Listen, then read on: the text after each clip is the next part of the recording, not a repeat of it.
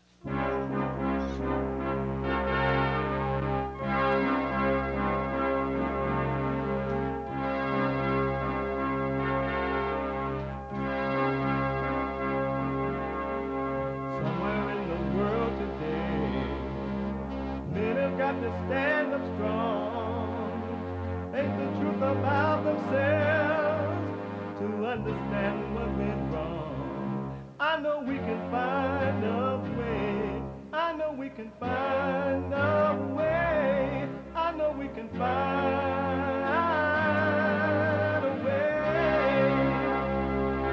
to stand up, stand up, stand up.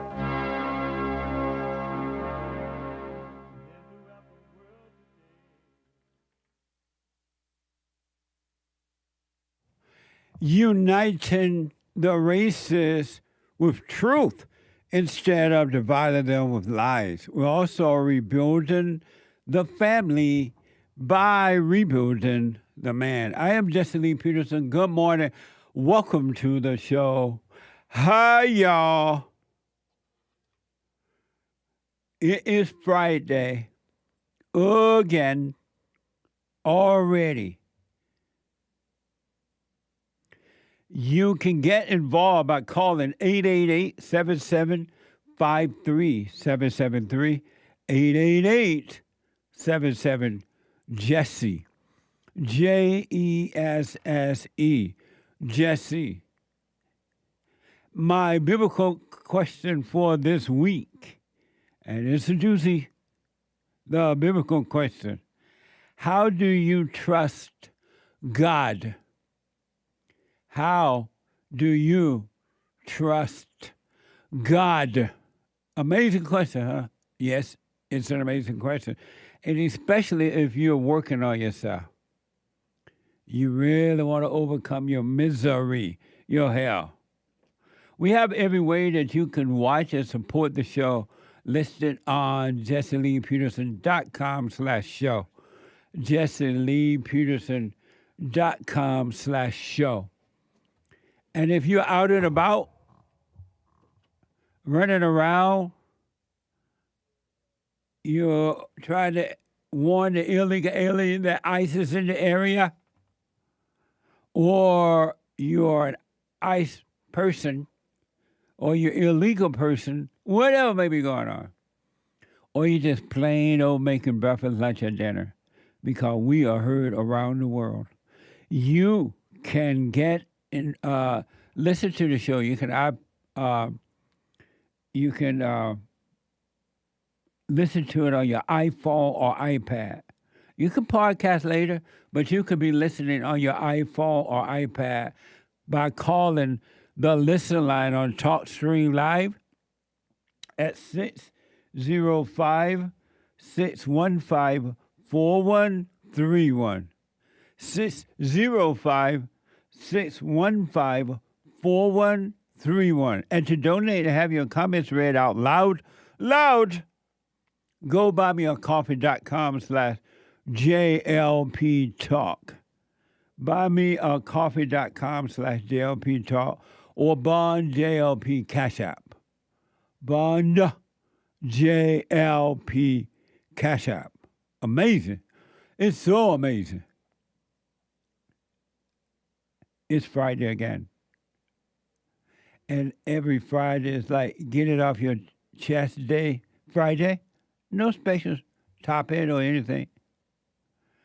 Friday is, has been, and will always be Express Yourself Friday. You Tom like a mug. You need to go and get yourself bleached, because everything you say about black people, and you're sitting up there looking like a tar baby. It might sound like a semantics argument, but he's a gray alien. I wonder if he's been smoking pot. How's the world doing today? This was the scene in rural Arizona today. Charred debris littering this airport outside Tucson after a deadly midair crash this morning. Sorry, I asked. I have a question. Was I wrong being in a strip club praying for potential members?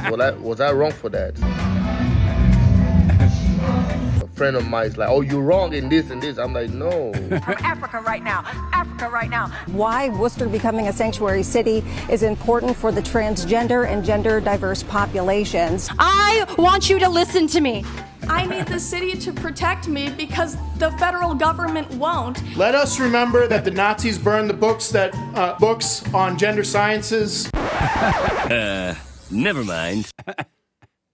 What does that mean, to not to burn the books on gender sciences?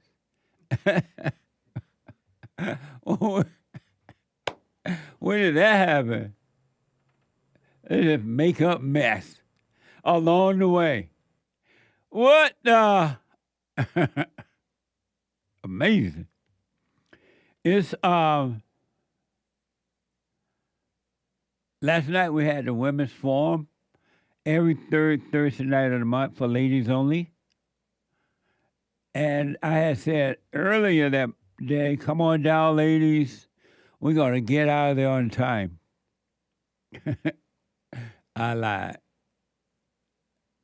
We ended up getting out about a half hour later. And I'm like, what the?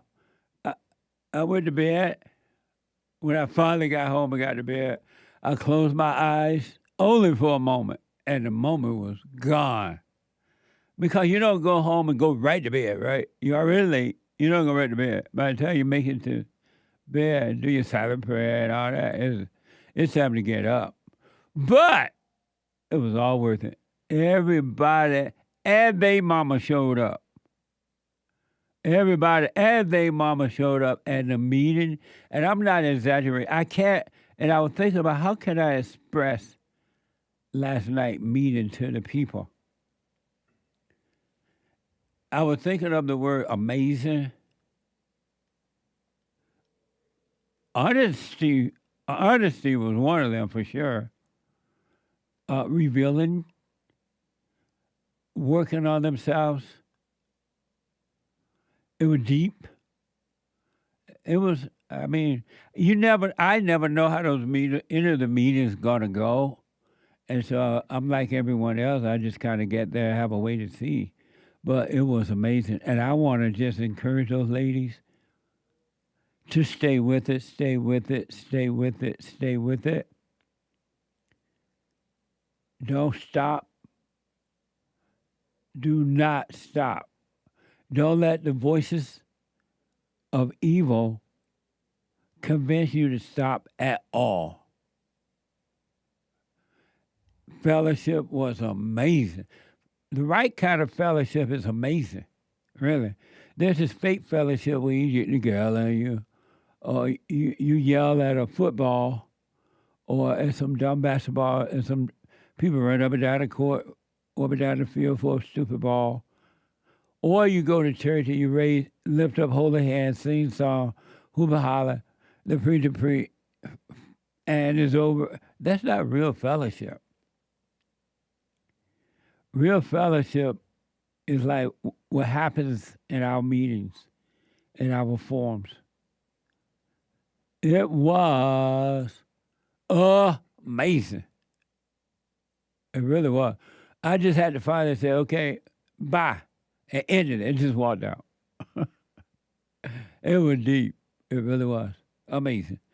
And we don't record those meetings by video, audio, or anything because it is the one time that the men, for the men's forums and the ladies' forums, they're really able to just open up and just be honest about themselves and with themselves. It was amazing. What I want to do before I get to the calls and everything, I want to, Hake is here already, and I want to just finish up on the super chats from yesterday. We did not get a chance to finish them. And I said to Hake of the HakeReport.com and of the Hake News, not the fake news, I said, all right, Hake, we will finish them the first thing tomorrow morning, referring to today. So, super chat. Super chat. Super chats. Good morning. Hey. Hey. You have on your muscle shirt? Yes. Look like you've been lifting weights.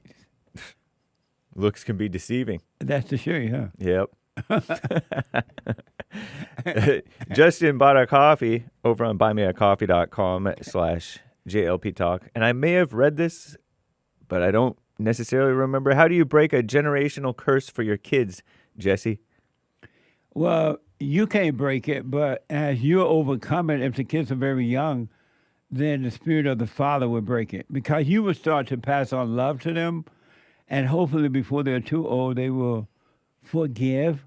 But kids is, a lot of times it's easy for kids to forgive unless that anger has grown in them. So you just work on you, living in the light, and the light will work on your behalf. Amazing. Thank you. Amazing Asia. Let us know if the website is working for you. JaceLeePeterson.shop for buying a coffee. Buying Punchy's coffee, that is. Punchy coffee is amazing. Yeah. Go to rebuildingtheman.com/store. Yep. Rebuildingtheman.com/store. Thank you. Any issues, call 323-782-1980, our office. Yeah. 10 coffees from David, very generous. He's saying, enjoying some Bible thumping yesterday while sipping on Punchy's coffee. As a video editor, I can confirm that Anchor Baby is the hardest working person on this side of heaven. On that note, let him know I emailed him an updated version of the Express Yourself Friday I made. You need to go and get yourself that update. Appreciate y'all. Thank you. Appreciate that. And believe me, the Anchor Baby is energy everywhere. And he helped run this organization in ways that is mind-blowing. And I appreciate that. Thank you. Shout out to Jay Lou for a generous Cash App Cash App payment. Thank you. Jay Lou. Jay Lou. Thank you, Jay Lou. I appreciate it. Bond JLP on Cash App. Right on. Michelle Z, 5 coffees. Is it okay to forgive your dad but not respect him as a person? He hasn't worked in over 20 years and depends entirely on my mom, and I find his behaviors disgusting. Disgusting. Then if you feel all that way about him, you have not forgiven. And the fact that he didn't work was between your mother and your father has nothing to do with you. So there is never, ever, ever, ever, ever, but never, never, never, never, ever a time to be angry. Anger is hatred. There's never a time to hate. You must always forgive as you are forgiven by God.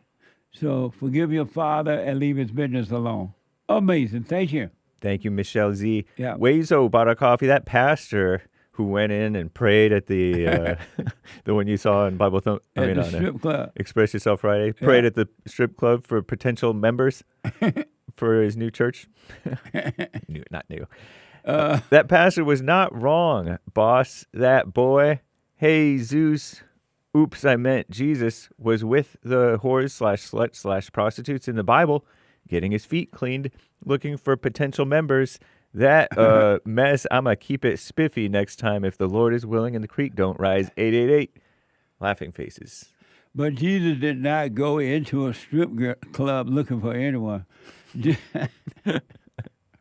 Jesus met the people along the way. It's the light that drew the people to Jesus. Amazing. Thank you. That's funny. Thank you, Wazo. Nikki bought 7 coffees. Is awakening to the truth of what we are something predestined, like a fate or destiny? Been reflecting on how God helped me awaken from a very young age. And yesterday I heard someone read 1 Corinthians 2:6-7. Does that suggest it is? That's a lot of questions. I don't understand the question. Is it fate or destiny or predestined that you awaken to the truth? I don't know what that means. Okay. Forget about all that. Really. Let all that go. You're in your head. You just live in the light. Don't get into all that. Thank you, though. Appreciate it. Stay with it, stay with it, stay with it. Good advice. Alfredo says, amazing on Cash App. Thank you. Amazing. Thank you. Shout out to yesterday's top contributors, Games for Rec, Kid Combo 1.0, Groovy Monkey, Wolf336, and the rest of the supporters. Thanks, as always, D-Live crew. Thank you. Appreciate it. Fazul bought a coffee from South Florida, sending love to you all. As always, Father, bless Jesse and crew. Thank you very much, and thank you for your support. Jamil bought a coffee. Jesse, my theory about the plane crashes is this. All the ladies had their what? Their monthly thing at My the same seat too time. low. Somebody let it down. Oh, okay. Don't blame me. They call Is it looking right on the camera now, dear? God, Yeah. let it up. Nice. I think it's looking a little bit better. All right. Definitely. They call it synchronization or esth. Laughing face, scrunched eyes. What? Jamil thinks that all the ladies who are all pilots or something. Oh. And they're all crashing because they have their monthly thing all at the same time. Synchronization. What? Thank you. That's amazing. Indeed. And Soul Conscious 5 Coffees. Jesse, biblical question. How do you trust God? I do not know. I just do the silent prayer, watch the thoughts, and stay present. Amazing. Thank you for that. I'll put my 2 cents in on Sunday if the Lord is willing and the creek don't rise. Thank you. And shout out, as always, to the monthly subscribers and people who were given subscriptions on the Rumble crew: Southern Skies, Crichton, Turfly Monkey, Jules Verne, Age of Inversion, Rimfire 2020, Anna Banana Lama Rama, and the Pastor Shadowley and the rest of the people over there. Thanks. Thank you. Oh, guys. amazing. And thanks, guys. That's all for now. Thank you all. I appreciate it. Nice. Amazing. So, some of you may have heard that ICE is on loose out there, making America great again. And because of the evilness of human hearts, there are people who are trying to help the illegal aliens get away from ICE. Can you imagine? I just saw a story this morning where, according to the story, in Los Angeles, there are people working against ICE to help the illegal aliens in Los Angeles. I heard about it in New York or other places like that. But I think that's amazing. And yet, due to the wickedness of human beings, they don't see anything wrong with it. Or they see something wrong with it, but they're okay.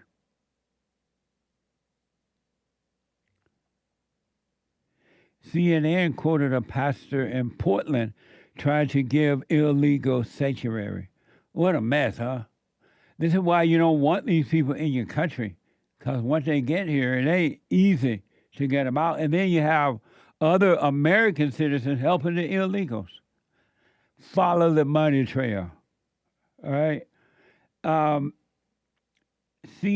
is reporting that,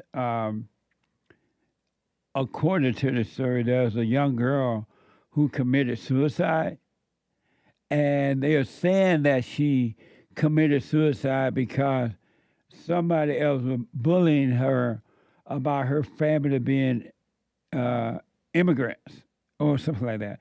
This is CNN. A young girl death by suicide. No such thing as by suicide. It's who committed suicide. How you gonna do by suicide? It's all like when she was on death row or something, and she was killed by injection. Or suicide killed her or something. How they gonna say by suicide? You commit suicide. You don't buy suicide. What? It's amazing to me that that how the children of the lie, how evil working through human beings, always changing the words to look sad, to give a wrong impression to human nature in order to live, to stay and live in human beings. How are you going to say by suicide? You commit suicide. You do not buy suicide. But this is how they wrote it, right? A young girl death by suicide is being investigated by school police after her mother says she was bullied by other students who hurled insults at her, claiming her family was in the U.S. illegally. Watch this from WFAA. It was 12 degrees in Gainesville when they carried the casket into St. Mary's Catholic Church, the same church where 11 years earlier, Jocelyn Rojo Carranza was baptized, the same priest now at her funeral mass bidding her goodbye. In thanksgiving for the life of Jocelyn, because Jocelyn will be remembered forever. Jocelyn died February 8th, 5 days after she attempted suicide at her home in Gainesville. She would have been 12 years old this June. The bullying. It's true. It started on the bus. There was a situation on the bus where that started. Her mom says bullying got so bad at Gainesville Intermediate School that Jocelyn was meeting with a school counselor several times a week. But her mom says they only learned that after her suicide attempt. They say fellow students allegedly taunted her about immigration and what it would be like if her parents were deported. They would tell me ICE was going to come. They would tell her ICE was going to come and get her parents, and she was going to be here alone. So whose fault is that? The girl or the parents who, it seemed like, brought the children here illegally, or they came illegally? I don't know what. Do we supposed to stop ICE now from deporting these people?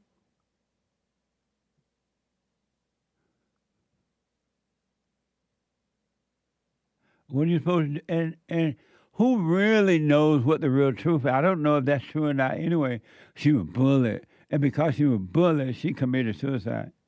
Whose fault is that you didn't teach your children how to deal with other?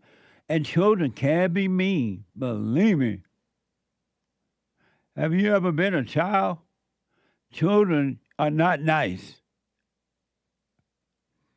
They harass one another.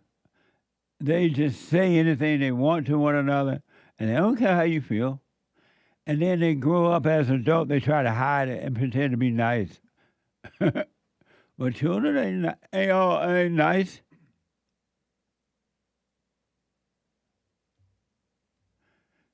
Amazing, huh? Should they have kept that girl in the school?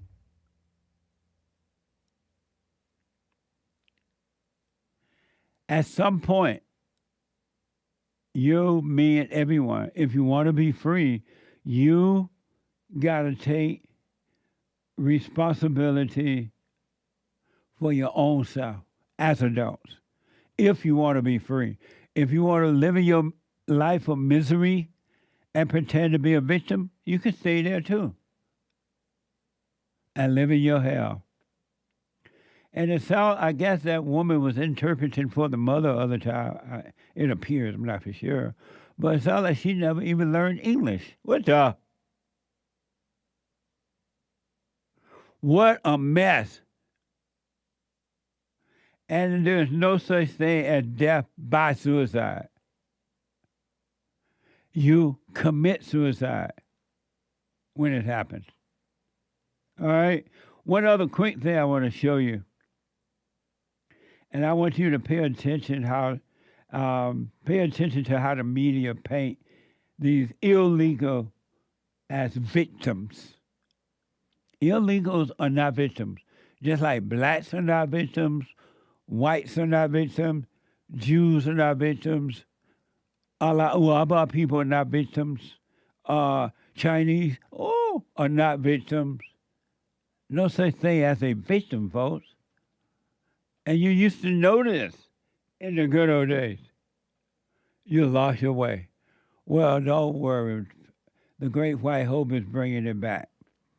Watch this from Fox 11. A formerly incarcerated transgender was allegedly tricked to come outside her home in Montebello, California. It says transgender woman. I don't know what that means. But watch this from Fox 11. I just needed to sign that I check and that's it. It seemed like a simple request by a California parole agent in Montebello. I just needed to sign that I've been here and I go and that's it. But it turned out to be a ploy designed to lure Natalie Marinero out of her home and into the custody of ICE agents. You know, it's hard to find the words to say how the government called here and tricked Natalie and lured her outside and had ICE waiting for her. It happened on Sunday, January 26th, shortly after 10 in the morning. Natalie, a transgender woman from El Salvador, was living at a new way of life, a facility for formerly incarcerated women. Susan Burton is the founder. For parole, to call her and say, come outside and sign papers, and then have ICE waiting for her. Just. How about amazing? My heart aches. Oh, Lord. Mama heart's always aching. Got him. I know. What the? Making America white again. Amazing. Is she black or black Mexican? She look like a black Mexican. Well, I think she look black because she got black hair. She got little braids things. And you saw how they said, oh, my heart ache. For them to call inside and have her to come out like, oh, my heart ache. This is why women are supposed to be at home raising, watching over the man's children, not at work. Unless you got to work, you're not married, right? That same transgender, according to this report, in 2005, was convicted of murder. Watch this from Fox 11. In 2005, Natalie was convicted of second-degree murder and was sent to California State Prison. Natalie got caught in a bad situation where she was at the wrong place at the wrong time. And for that, she paid 17 and a half years. She paid her debt to society. And now she was trying to start anew. Natalie paid her debt. Yeah. Natalie's been making great choices, really working on herself, internally, externally, like the whole package. Susan Hefner is the housing supervisor. Both women say Natalie is a diligent worker who built a community garden at a new way of life. They describe her as a compassionate person. We love her. We're family. Natalie, who is seeking asylum, called on the phone from a detention facility in Otay Mesa. After you were detained, what did they tell you? They told me that I was getting deported, and I said, why are you going to deport me? You can deport me. I'm going to get tortured in my country. Oh, go back to your country and change your country. Amazing, huh? I told you once, I've told you twice, and I've told you 1,000 times. Hell is right here on earth. There's another hell that you go to when you drop your body, and it's just a continuation of what you already living. Hell is right here. That's why you got to overcome you don't have to, but I recommend you overcome the world inside of you so you can overcome it outside of you as well. And you can have heaven right here on earth. There's a mess going on in the world today and in my country. My country is gone. Yes, it appears that the great white hope, Donald Trump, is going to do some amazing things, is doing amazing things. But the one thing he can't do, he cannot change a human heart. He can't change human beings' heart from evil to love. And believe me, the heart is wicked beyond what I can describe. But you can still overcome it if you work on yourself. 888-7753-773, 888-77-JESSE. Quick break, back in a moment to your phone calls.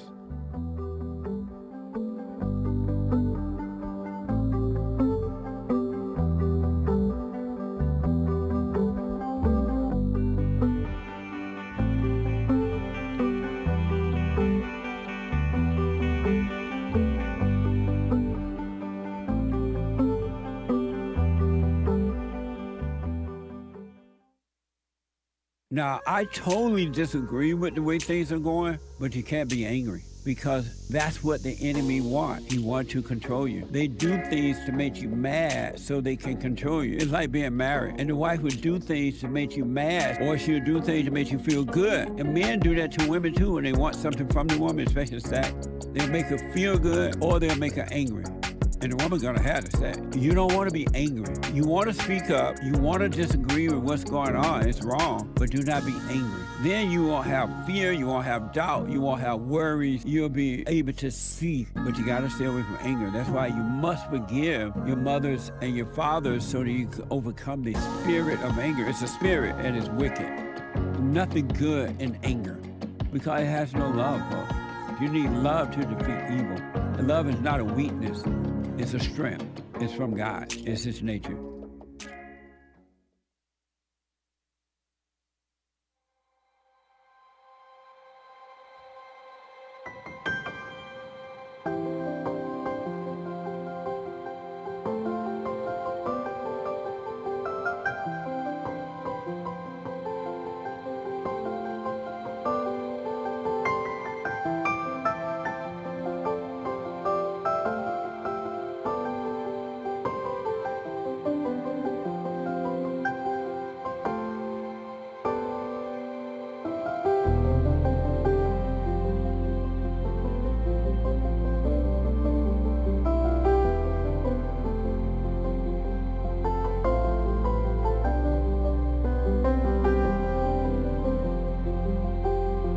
Busy day today. After my show, the Hake Report. The Hake Report from 9 to 11 a.m. Pacific time. The Hake, H-A-K-E report.com. And then at 11 a.m. today, a brand new episode of The Fallen State, which I don't have in my package right now. But it is at 11. TheFallenState.tv. Oh, you don't have it? Okay, we'll come back to that and play that soundbite for you. You have it? Yeah. And who am I talking to? Bob Woodson. Amazing conversation with Bob Woodson. Watch this. Next time on The Fallen State. I was a young civil rights activist, but I became really disenchanted. And when the poverty programs came along, I knew from the first year that it was going to be a disaster. They think it's because of the white man. It's not true. It's not true. You know, you can sit at the gambling table, and if they don't give you a winning hand, they're racist. Those blacks use that racial shield to protect them against criticism. Should a man marry a woman who will not obey him? Well, I think you got me above my pay grade again. You're gonna enjoy it. You will. You're gonna like it. It was a grown-up conversation for a change. And Bob is a civil rights activist, community development leader, author, and the founder and president of the Woodson Center. At 11 a.m. today. And then at 12 noon, the American Anchor Baby. The American Anchor Baby is no longer in hiding. He's no longer in a secret location. And energy everywhere. At 12 noon, check him out. And then Sunday morning, fellowship for all. Sunday morning fellowship for all. All right? The Anchor Baby did not die by suicide for fear of ICE. I cannot believe that. See, I told you that angry people are stupid people. How you going to say died by suicide? That doesn't even make sense. Amazing. 888-7753-773. And don't forget to like, follow, subscribe, ring the bell. Support us on social media like rumble.com/Jesse Lee Peterson. cozy.tv/JLP, JLP Talk on X, and Jesse Lee Peterson on Instagram, all over the place. Like, follow, comment, subscribe, and all that. All right. Let me go to Christopher, a first-time caller out of Denver. Christopher, welcome to the show. You're on the air. Mr. JLP, top of the morning, sir. Good morning, Christopher. How you doing today? All is well. All right. Big fan of your show. Thank you. I really pay attention to the things you say, so I thought I'd call in today. Okay. And ask for a little bit of advice, my good brother. I just lost my family. I decided to create a new family at 40 years old with someone that I knew for over a decade, someone that knew my past, someone that knew everything about me. Everything was going good. We had 2 daughters within 3 years. I had got hurt at work, so I was a stay-at-home father. I was by their side from morning through the night, and I believed that was my calling in life. That's what me and their mother discussed. I could be a stay-at-home father and take care of these girls. We went through a little financial problem and got evicted from our apartment. I've been on workman's comp for 3 years now. Like I said, I was hurt, so I was getting a check, and I was being a great father. We got evicted, and she said she was going to her aunt's house for 6 months to get situated. I was not invited. These are people who I've been in their lives for 3 years. I spoke to these people several times a day. They were my family.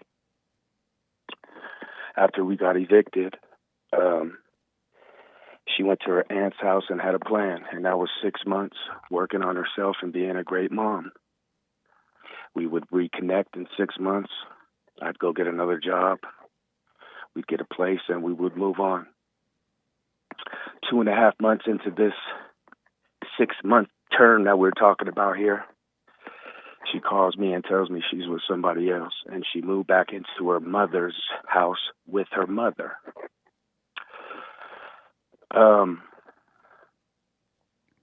I was with those kids every single day. I missed them tremendously. I wish this on no man. I just wanted to throw this out there because the fact is that we really can't trust people, even when you put your all in it. There's some other man right now holding my baby, my second baby, who's not even a year old. They're baiting me to get to the house. They've threatened with police. I was institutionalized as a kid. I've been through the system, and I got my situation and my mind together at 30 years old. I've been doing real good in life up until this point, and everything just came down on me. I'm living in a friend of mine's shed, my only friend. I lost everything, and this lady just moved on with a so-called family friend. She was always on the internet. She was always on her phone. I don't do social media. I used to do it when I did music in the entertainment business about 10 years ago, but that's irrelevant now. I don't play on the internet. I don't do social media, and that's exactly what this woman did all the time. Watch Discovery Channel shows is what she did. And when you say they're baiting you to come, are they trying to get you to come over to their house where she is? Yeah, they threaten with police. They want you to go over there? Yeah, they do. And why? Why do they want you to go there? I have texts and emails all over my phone from these people threatening with police, just saying they wanted me in jail. I'm a truth speaker. So let me ask. So they want you to go to their house so they can have you arrested? Yeah. Oh, I see. They know what I'm capable of. I'm not trying to be a tough guy, but they know what I'm capable of. Yes, you know what I mean. And they use that against me. I just want to say another thing before this had happened. We had a weapon in the house. I'm in Colorado. It's all legal. We had a weapon in the house to protect our house. 2 weeks before we got evicted, she gave this weapon to her mother, and then they started talking about police. So I checked their temperature right there, and I really knew what was going on, if that makes any sense to you. I called all these people out on their shortcomings. I never lied about nothing. I'm pretty honest about me, myself, and I. I feel like truth is the only way to rock in this world. So I was calling these people out on their narcissistic, just funny style ways. So let me ask, because of time, what's your question for me? Or do you have one? My question is, what would you do? Well, what would you do? I went no contact. First of all, I don't know what I would do unless I was in that situation, and then I would see what to do. But for what I would recommend for you, if you're asking that, you should be happy to see all this that's happening right now, and then so you can understand why you didn't see it before it happened. You were asleep, and you thought you were with the right woman, and you were not. You thought your plan, the way you guys had it going, you at home and she going to work, was going to work. It wasn't. So I would recommend that you be glad to see that these are your enemies and not your friend, but don't hate them. They can't help themselves either. And just start totally working on you. Don't communicate with them. Don't argue with them. Don't hold anything against them, because it's not their fault that you were blind and you ended up in this situation. So I would do the silent prayer, forgive, do the silent prayer, and wake up so that God can give you the life that He created for you. And my children? And if she's keeping you from seeing them, I would just let her have them, and work on you and let God's will be done, and God will make it possible for you to see your children and have them back. But don't work on yourself for that reason. You're working on yourself because you want to return to the Father. You want to overcome your hell. And in wanting to overcome your hell, life would be made for you, and you would never, ever have to suffer again.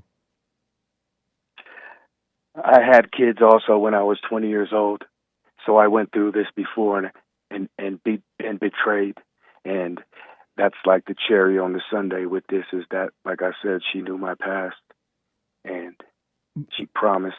And how did she find out? How did she knew your past, and she promised what? Well, I had kids when I was 20. And she knew your past about that?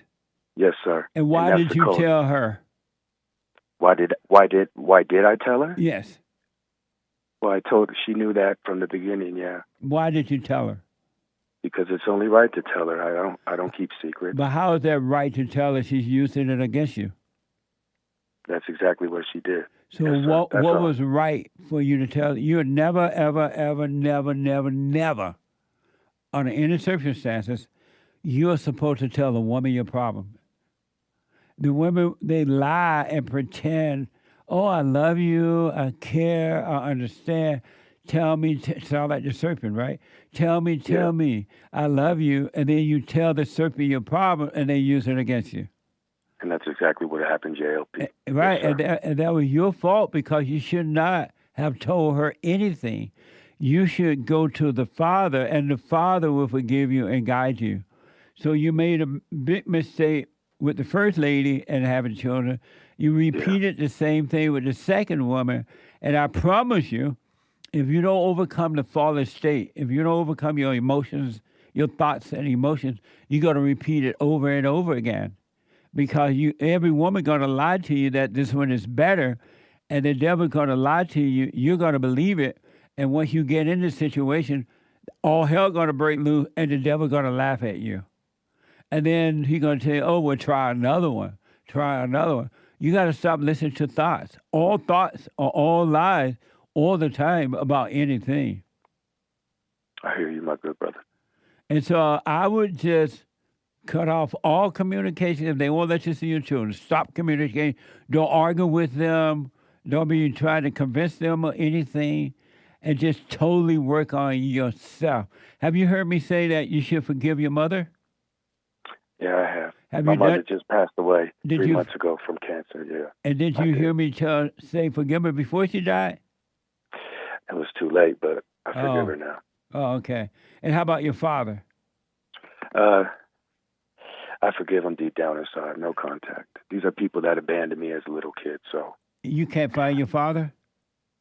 What was that? You can't find him? I know where he's at. He disowned me about 13 years old, so. How do you know that? He's told me. He told you that you were not his? No, I mean, I'm his. He just didn't want nothing to do with me, sir. And why not? Because I reminded him of my mother. Yeah. And my mother was a crackhead. She smoked crack and PCP, pregnant with me. It's, it goes deeper than what we just talked about. I'm not here for that part. But I'm just saying, I've been to hell and back. You know what I'm saying? I feel like I still live in hell now. You are. I'm about to tell you, you're still in hell. If you want out of hell, you got to forgive your father. You cannot resent your father and your mother, or anyone really, even your enemy. You can't resent them and have perfect peace. You will have perfect peace if you forgive.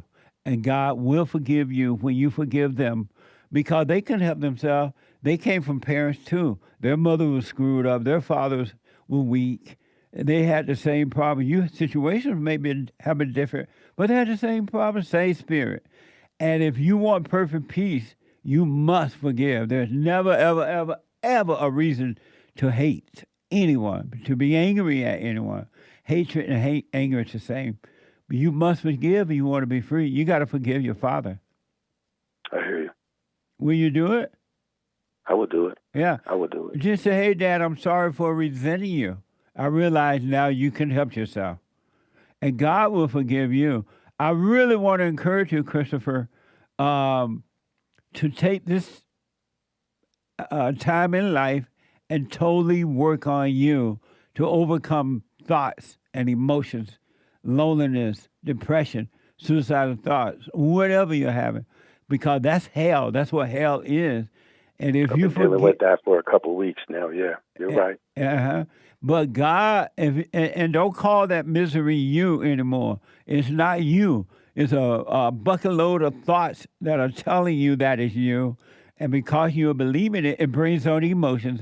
And it tells you how lonely you are for the children, how much you love the children, how evil the wife is for taking the children. It's telling you all those, and now they're with another man.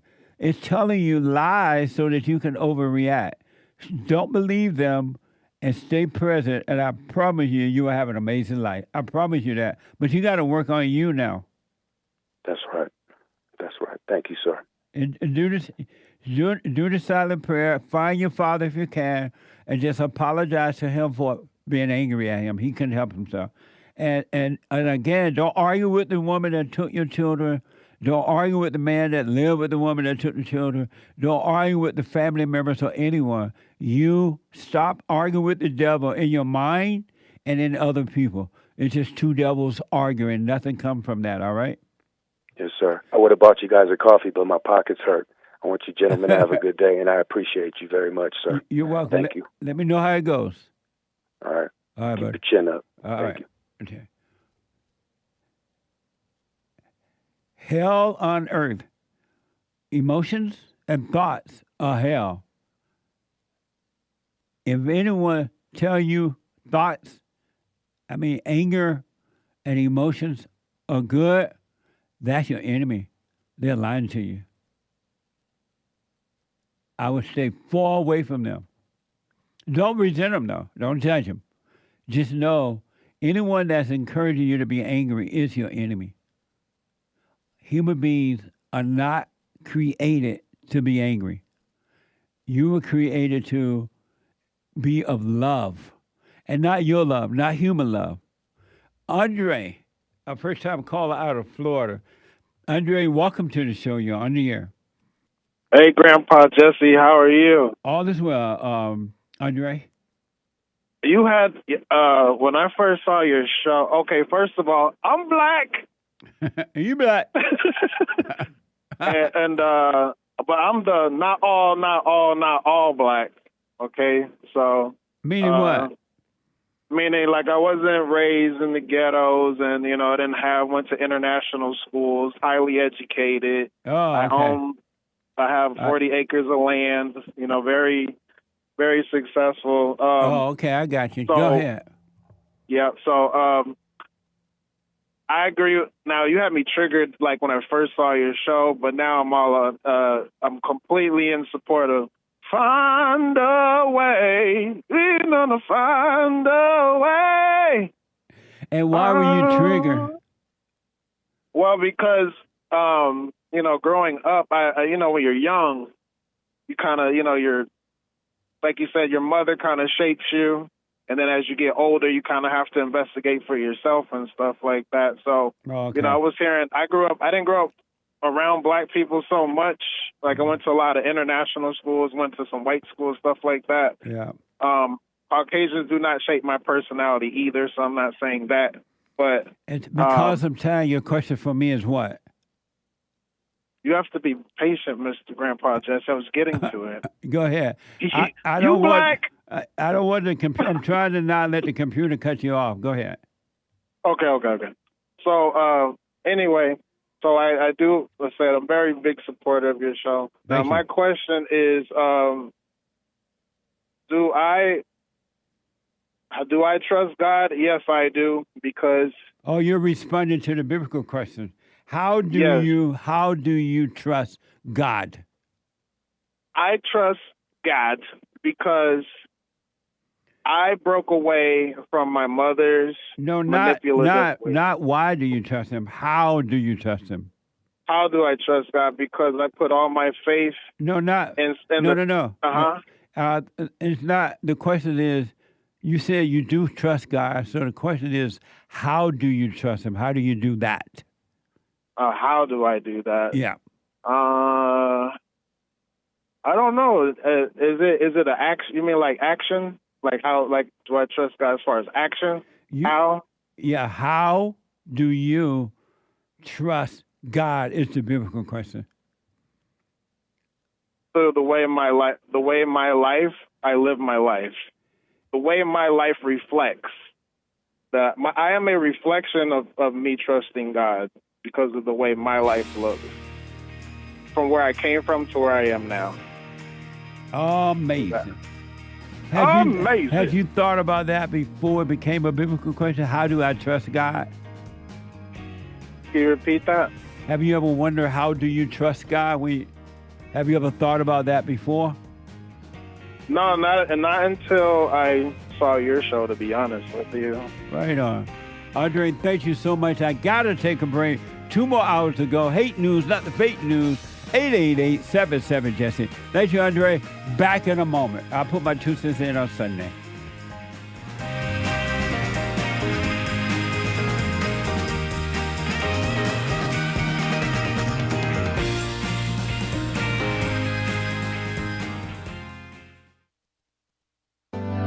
Steve, thank you for calling and thanks for holding. How have you been helped by the show? I'm going to tell you this.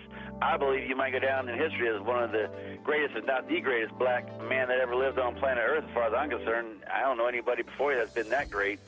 Freeing the slaves is one thing, but you've been freeing people of their mind, which matters, it should be anyhow, to you more than anything else, because with the mind not being right, there ain't nothing else going to happen right anyway. If you can doubt every thought because you're not your thoughts, if you can doubt every thought, knowing that you're not your thoughts, you don't create them, they're not from God, that they're from the deceiver, the great deceiver, Satan. If you can doubt every thought, you can be free, just like that. At an instant. Bring every thought into captivity. It's so amazing.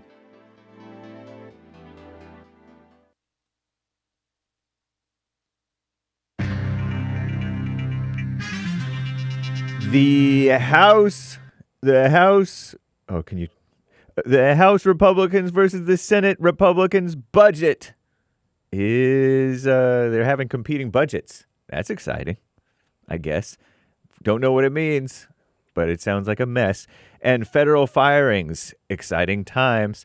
Inflation and Walmart drama. Walmart's saying they expect problems in the economy or something like that. People getting weary of inflation. So they expect earnings to be down. So they claiming, trying to manage the expectations. And Trump's people met with Zelensky, and Zelensky seemed to like it okay. Nice. And a 25-year-old kayaker or something like that, he got swallowed by a humpback whale, by the way. Did you hear about that? Briefly. Just call him Jonah. This is the end of hour 1 of Get It Off Your Chest Friday, February 21st, AD 2025. The lines are full, guys. You can call in every so often, okay? Call in right now and every so often in case a line opens up, but they are busy. Lines are busy right now. But you can also call in as you hear JLP wrap up with another caller. It is Hake News on Fake News, Commie Nonsense Network. CNN reports on madness in the Senate and the House. Senate Republicans took a major step to advance our greatest president, Donald J. Trump's sweeping agenda early today. They stayed through the night, voting to adopt a budget blueprint that sets up a clash with House Republicans. Who are the Republicans and who are the Republicans? We may never know. The process of drafting the text of the actual legislation likely to be contentious and involve painstaking negotiations between the House and Senate that could stretch over months. So, what a mess. And billionaire Elon Musk on Thursday used a chainsaw as a prop.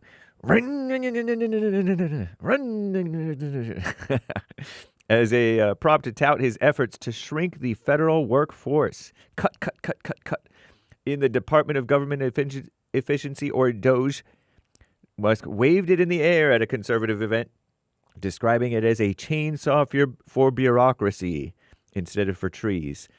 He was asked repeatedly about his efforts to find waste and fraud at the federal budget. He likened to throwing darts in a room full of targets. You can't miss. Anywhere you go, you get a whole bunch, billion here, billion there, a few billion here, a few billion there, several billion here, 100 billion there, trillions here, trillions there. I don't know. The Trump administration and Elon Musk have insisted they are carefully purging the federal so-called workforce by firing only low-performing employees serving in non-critical roles or recent hires on probationary status. However, CNN Commie Nonsense Network has found the exact opposite is happening. Recently promoted employees or people who have received strong performance reviews are among those who have been terminated. Strong performance reviews doesn't mean that they're essential. Anyway, inflation. And maybe they'll end up hiring some back and firing even more. Inflation. Stocks on Wall Street fell Thursday after Walmart warned inflation and tariffs could slow down sales for the year. They're used to selling cheap Chinese stuff. It's no more Happy Jack's Walmart. Anyway, the sour forecast from the world's largest retailer, soon to be replaced by Amazon, I hear, but I don't know, dragged down the Dow by more than 650 points or 1.5%. Sounds like terrorism from Walmart to me. I'm kidding around. I don't know. Before ending the day 451 points lower, whatever that means, S&P 500, whatever that is, NASDAQ Composite, blah, blah, blah, blah, blah. Nobody cares. Walmart's chief financial officer acknowledged uncertainties related to consumer behavior and global economic geopolitical conditions. A CNN poll showed 62% of adults nationwide say our greatest president, Donald J. Trump, has not gone far enough in trying to reduce the price of everyday goods. Give him time and get your act together yourself. I'll tell you about this Ukraine drama, this rift between Washington and Kiev, between the unchristian president there and our Christian one here, at the next hour. But now back to the Jason Lee Peterson Show, Hour 2.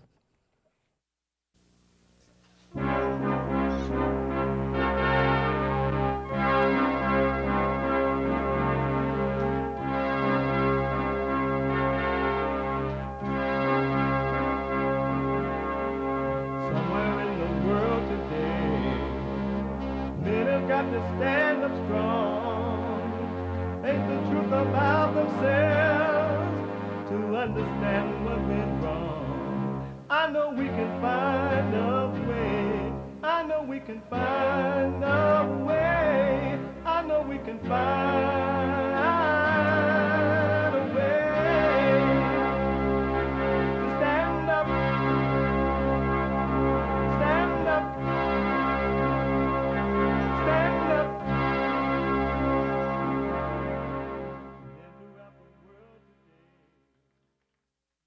Uniting the races with truth instead of dividing them with lies.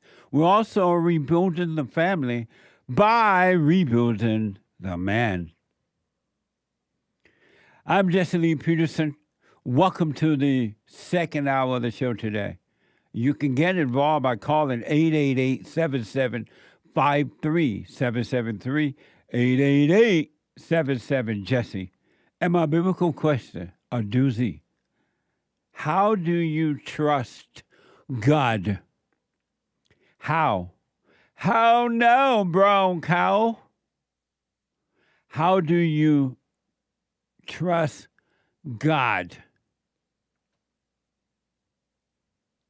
Amazing question. We have every way that you can watch and support the show listed on JesseLeePeterson.com/show. JesseLeePeterson.com/show. And if you're out and about, you can listen to the show on your iPhone or iPad. Even if you're about to commit suicide, if you're about to hurt yourself, by committing suicide. By committing suicide.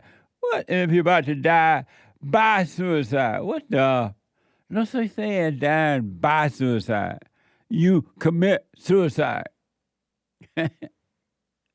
Grandpa tell me about the good old days. You could be listening to the show. You can podcast, but you could be listening to the show on your iPhone or iPad by calling the listen line on TalkStream Live at 605-615-4131.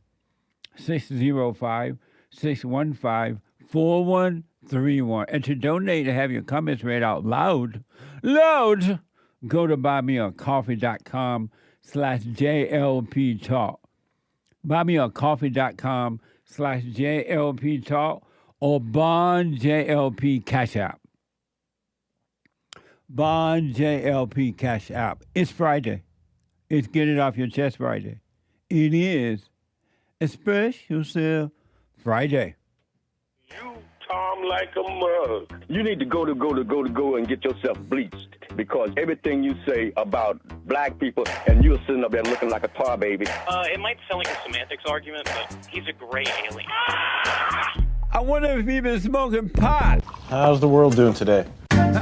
This was the scene in rural Arizona today. Charred debris littering this airport outside Tucson after a deadly midair crash this morning. Sorry, I asked. I have a question. Was I wrong being in the strip club praying for potential members? Was I wrong for that? A friend of mine is like, oh, you're wrong in this and this. I'm like, no. From Africa right now. Africa right now. Why Worcester becoming a sanctuary city is important for the transgender and gender diverse populations. I want you to listen to me. I need the city to protect me because the federal government won't. Let us remember that the Nazis burned the books on gender sciences. Never mind. What a mess! What a mess, huh? I was talking to my producer right now, and we played this story about this 11-year-old girl, Texas girl, who allegedly, according to the report, committed suicide because she was bullied about her family being illegal aliens, and they said she committed suicide. And then I noticed that I guess the family went to the media with it, right? And my producer reminded me, he said, it's interesting how now you see these people going right to the media, these illegal aliens and supporters of illegals, when things happen, they go to the media. Why? Why do you think they're going to the media? He made a good point about that. I had not caught that. they're going to the media because they don't want the borders to be closed, close the border down. They don't want to be deported back to their country. They're trying to stop ICE. They're trying to stop the Great White Hope from doing his job. And they're using the media for it. And the media is too happy to accommodate them.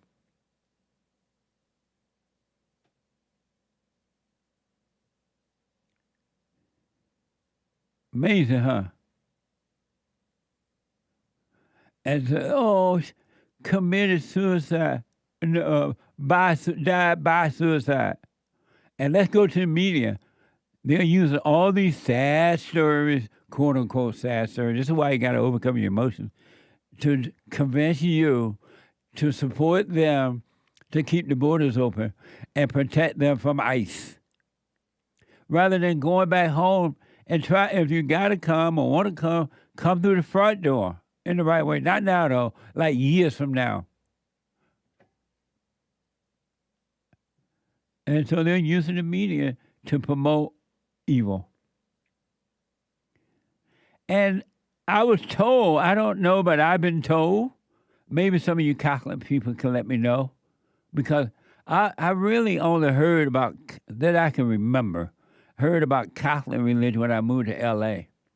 Maybe in Indiana, I kind of remember it in Indiana a little bit.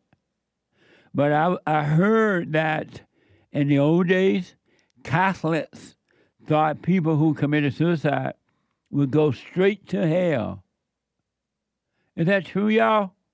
In the old days, did Catholic people think that people who committed suicide would go to hell? And they wouldn't do funerals for people who committed suicide. Is that true? What the? I did hear, though, growing up, that you're not supposed to take your own life. And if you do, you're not going to heaven, that's for sure. I've heard something like that growing up as well. But anyway, wake up, America. Before I go to the calls, I got to tell you, Karen Bass is a mess. And I tried to warn the American people, just as I did with the father Messiah, Barack Obama, before he and Big Mama Michelle entered into the White House. I said, don't vote for Barack. Oh, Barack is only going to make things worse. Barack doesn't love America. But the white people voted for him because he spoke well. And they thought, well, maybe we vote for him. The black people would know we love them. And it did not work. And under Obama, we became more divided and more communist than any other time in history of America. And it's only gotten worse. And then I tell you, don't be voting for these black liberals, men and women, but especially women, the men too. They're not going to make America great again. It's not in them. I can't think, and no one has been able to tell me of any blacks that you voted into government. You can't tell me anything that they've done in the last 70 years or so. You can't tell me anything that they have done that made America great again. It made America better. It added to America and made America better. But you keep voting for them. Same thing with Karen Bass, the mayor of Los Angeles. I said, don't vote for her. I have debated Karen before. She doesn't know her way out of a paper bag. How's she going to run a city? But you voted for her because you were black and female. And now look what you're getting. According to Daily News, L.A. Mayor Karen Bass has offered an astonishing excuse for her infamous trip to Ghana. Ghana, as her city erupted in wildfire. She was in Ghana, visiting with the sisters, meaning other black women. Saying she went there because no one told her not to. Watch this from Fox 11. To go to Ghana, which I know you've said was a mistake now. But I just am curious on the thought process behind it. Right. Because we know that there was warnings about the weather before you went, and you still went. What was the thought process behind going to Ghana? So let me just tell you a couple of things. First of all, when the White House called and asked me if I would represent the president, I said yes. It was going to be a very, very short trip. This is under Joe over Biden. A weekend and 2 business days. We need to look at everything about the preparation and all of that for the fires, because I think when we evaluate that, we will find that although there were warnings that I frankly wasn't aware of, although there were warnings, I think our preparation, it wasn't what it typically is, meaning that before there's a major weather event, for example, last week when we knew we were going to get into the rains, you saw us come together and us talk about, get your sandbags, bring the K-rails out. That type of preparation didn't happen. If that had, I will tell you, Alex, I wouldn't have even gone to San Diego, let alone leave the country. So you have a mayor who didn't know.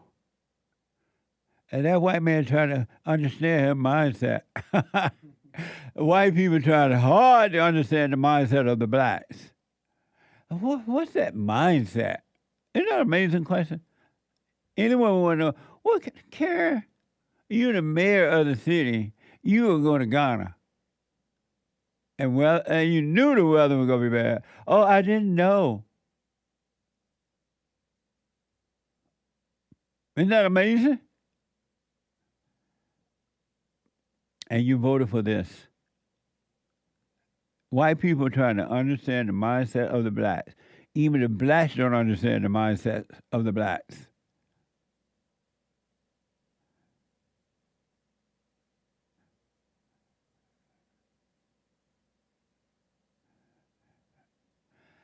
She didn't even know when she took funding from the fire department. All the Karen Bass know how to do is put on a fake grin and pretending that she loved the homeless. And y'all voted for her. Now do you understand why Gavin Newsom is bad enough? You just added to that. The reporter asked what she meant by problems she wasn't aware of. But what do you mean there were warnings you weren't aware of? Because I know we were talking about it on the news. A lot of people were talking about the problems, warning that this was going to be a huge deal. So when I talked about it with the fire chief, what she said is that we have warnings of Santa Ana winds a lot, but predicting this, and you saw, from the city, from the county, that level of preparation really didn't happen. So it didn't reach that level to me to say something terrible could happen and maybe you shouldn't have gone on the trip. Why didn't it happen? But to me, I don't know. I mean, I think that's one of the things we need to look at. So 2 investigations are taking place. One internal to the city, and that's the Fire Commission, because that's mandated by the city charter. So the commission will hire an outside entity to examine everything, the pre-deployment, why were firefighters sent home, all of that should have taken place that didn't. And then also the governor has contracted with the Fire Safety Research Institute, which is a national institute that investigated what happened in the fires in Maui. So everything that happened, including that, needs to be examined. So her people going to examine her? What a mess, huh? What y'all don't know?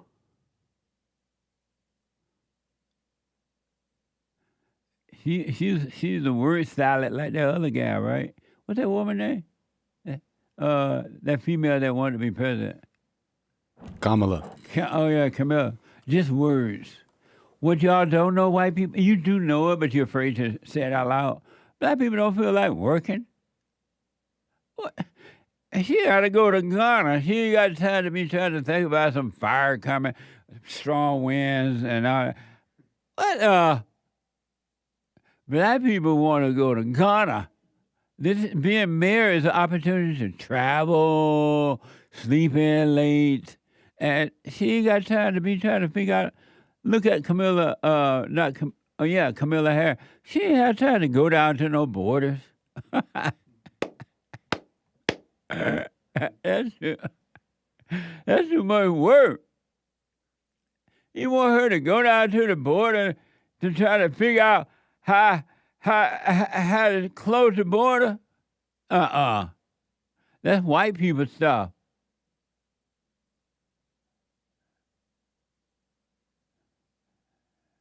It's been reported that Karen Bass pulled funds from the department after the department begged her for more funds right before the fire.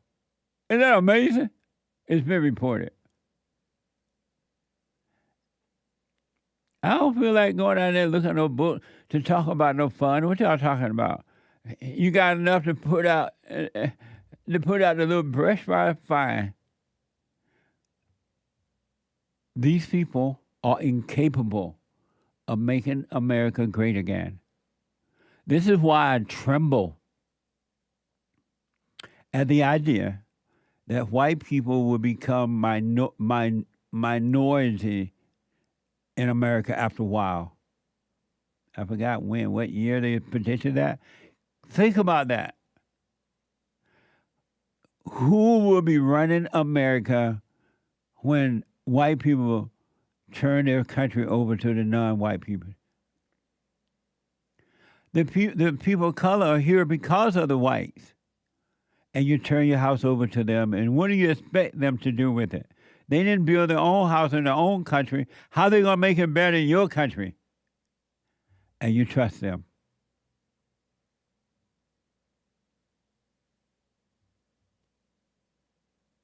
If ever we needed you, Lord, we need you now. Black people do not feel like working. They don't even work on their own communities. They don't build business in their own community. They don't do anything about the crime and the drugs in their own community. They go to your, as soon as they get some money, where they go? To the suburbs. They don't face anything around them. And how are they going to make America better? They don't know how. They don't feel like doing it. It's too much work.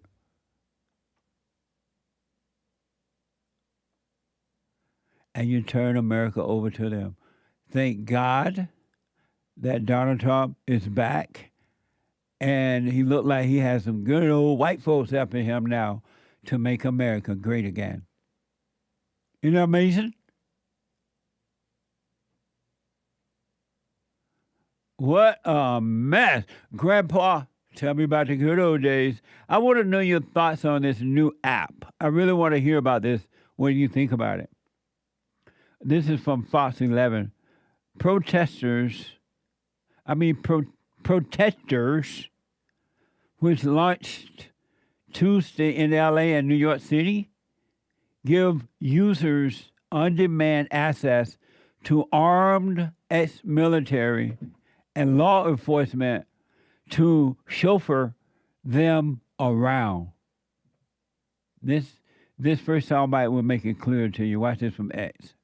Anyone can now have Secret Service level security. I just ordered private security through the Protector app. I literally just searched it up, downloaded it, and picked how many protectors I wanted. You can even choose what they wear and how many cars they roll up in. And then boom! They actually showed up and escorted me. So freaking wild.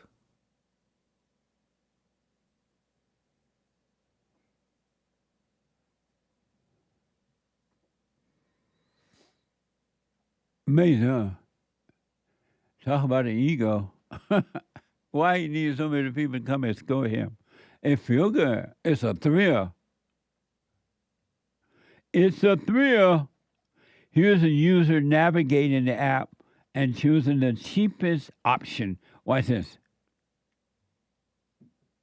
How many protectors? Let's go with one because I want to see what would the cheapest option be. Now here's the part that got me. You get to pick what they wear. This is the pick dress code section. This one is business formal. We have a business casual. There's tactical casual. And then there's operator. I clicked on the first one. Then you put the details of like pickup location, date, pickup time, the duration of protection. The minimum is 5 hours. So I put my alma mater, chose the minimum duration of protection. And then this is what I got. $500, 5 hours, 1 protector, 1 card. And then it looks like there's also an annual member fee, $129. All about the money, and these millennials fall for it just like that. Whomever came up with this app idea, they're going to make buku money off the ego of the millennials. They're going to use it. You put it out there, they say, oh, okay, it's easy, and you can get a thrill from it. Here it is. Here it goes. What do you think about that, Nick? You know, this is definitely going to do what you said, I think, for sure, because like it's an app you can download. Look how easy it is. Yeah. But what this is how do I explain this? Like a splitting up of society as it gets tougher to police, as you bring in immigration and things get worse. You have now people with the money still requiring protection. And so that's what these tech companies and stuff are doing. They're splitting up society in a way. Because the people with money will still be able to protect themselves. Amazing. The millennials and the Zoomers are going to use this stuff. It's a thrill. You can sit on the app and have 4 people come and pick you up and take you to the airport. What the? It looked like one of those. Did that lady, that last video we played, it looked like pretty expensive. It looked like over $500 for a trip. You know, maybe for fun once, but this is people with. So she said it cost $500. Let me see. What was it? It looked like. Can you play it really? Yeah, sure. Here you go. How many protectors? Let's go with 1 because I want to see like what would the cheapest option be. Okay. Now here's the part that got me. You get to pick what they wear. This is the pick dress code section. This one is business formal. We have a business casual. There's tactical casual, and then there's operator. I clicked on the first one. Then you put the details of like pickup location, date, pickup time, the duration of protection. The minimum is 5 hours. So I put my alma mater, chose the minimum duration of protection. And then this is what I got. $500, 5 hours, 1 protector, 1 card. And then it looks like there's also an annual member fee, $129. Annual member fee, $129. This is for a 5-hour protection for, it looked like 1 operator or guy, $500. So yeah, this is definitely there's a demographic that would use this for sure. Business people, like, but this demographic would normally not have used this because you just had police and things weren't so crazy. But as things get crazier, that these options start opening up. It's kind of dystopian. Oh man, you see what I'm saying? She was speaking too fast for me. I can understand that. So $500. How to dress. I didn't understand all that. She was speaking too fast for me. Hate, come and explain it some more. Hate got you some more have to information book for at least 5 hours. 5 hours? It looks like a minimum of 5 hours. For $500? Right. Well, I think it's 1,000. Here you go. Come on in. Hey. Go ahead, Nick. Yeah, I think Hake wrote it down here for us. Oh, okay. He broke it down. So, break it down, Hake. Okay, I got this from Morning Brew because I was reading about it there, and they were saying the app charges at least $200 an hour for 1 driver and 1 guard, and you have to book at least 5 hours. So that would be $1,000 if you have a driver and a guard. So already the price cuts out most like Zoomers. We don't have money. They don't have money.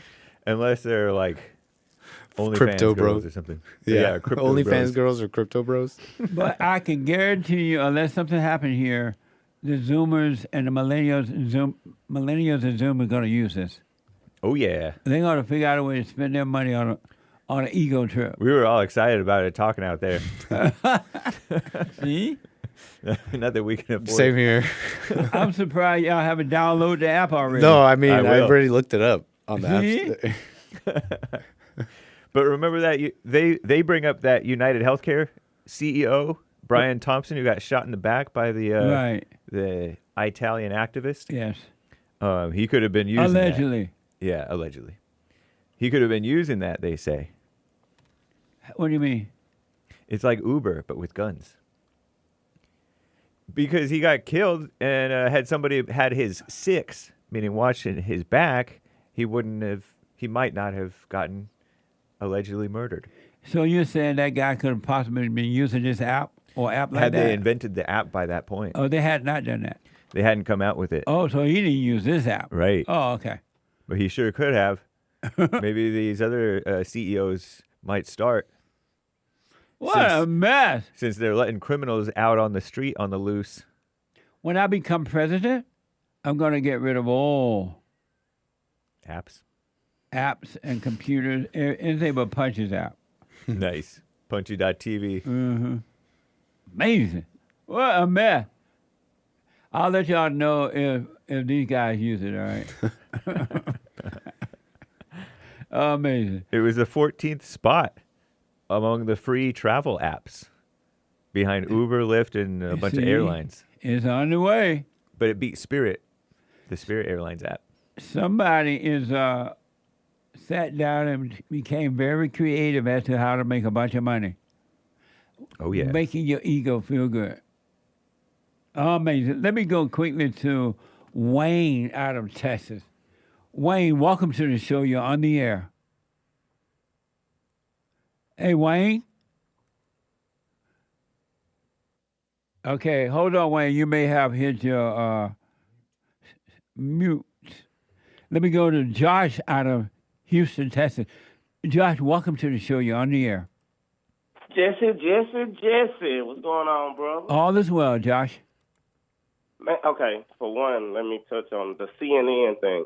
It is nuts that these women are willing to protect a man dressed like a woman that committed a crime twice. You broke into the country, and you committed murder when you broke into the country, and you on parole, and you built a garden, and they ready to offend everything for that. Oh, you're referring to that first story we met about the transgender person? Right. That is mind-blowing. And they on national TV. That's not something you get on national TV and But do. they've been doing this now for, especially under Joe Biden and Obama administration, they've been doing this kind of stuff forever. They have had open borders. They allow these people to come in and bring drugs and everything. And the media, along with the government, has been supporting it. So it's really nothing new. Right. And it's very entertaining because look at the other girl that committed suicide. How are you committed suicide because they said that ICE was going to come and deport your family? And so that made you go home and try to kill yourself and take yourself away from your family. They be trying to twist these stories. I don't know. You know, when I heard this story, and it might be true that that's why the girl did it, but but the fact that they went to the media with it and they're trying to get sympathy from the American people about it, I'm not 100% believing that was the reason that this girl allegedly committed suicide. Maybe it has something to do with it, but I just don't know. I just know these people try to convince the American people that what Donald Trump is doing is affecting them in a bad way, and they want us to have sympathy for them when they had none for the American people when they broke the law to get here. And it's a mess, man. It's just absolutely a mess. It is, because when you sit down, because they're running through the emotion. They got that anger and that emotion, and they're not understanding what they're looking like. So us sitting here, like observing the thoughts or just observing them, man, they are crazy. We put these people up here to fight for Americans, for us, and they're fighting for foreigners, and these are criminals. The people that he's shipping out right now are criminals. None of these people are family. Yeah, absolutely. Thank you, Wayne. I got to take a break. I appreciate it. Thank you, buddy. Back in a moment, folks.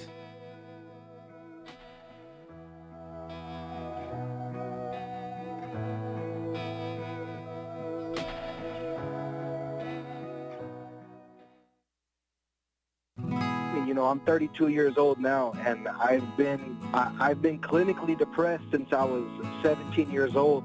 And ever since I started listening to you a couple of months ago, bro, I don't even need to hear the word depression. I don't even care about that because that's not anything that I identify with anymore. Nice. I'm 100% cured. I'm 100% better because I've been listening to the Jesse Lee Peterson show, and I can't even begin to tell you how much I appreciate you. And I just can't even, begin to tell you how much I really appreciate the things that you're doing for young men. Young men need to hear this, and young men need to know this message that you're delivering because it's important. It's vital to their lives, Jesse. I just wanted to let you know that, man. That's amazing. I mean, you made my day, man. When I hear one soul has returned to the Father, it's like 1,000. It's better than silver and gold. So God bless you, man.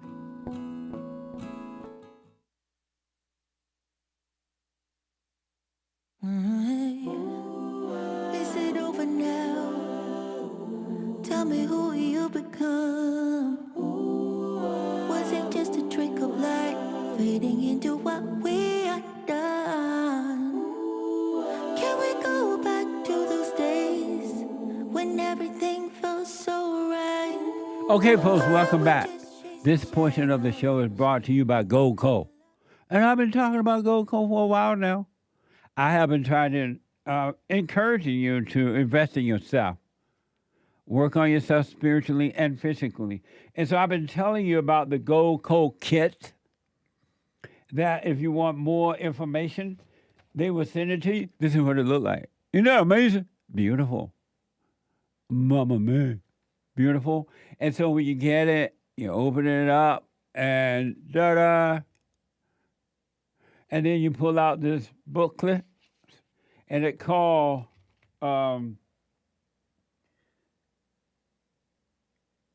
Completely Revived and Unedited. Updated. Sorry, I don't have my glasses. Completely revised and updated. Goldco. Beautiful kit. It tells you all the information that you need about buying gold. It's really helping you out.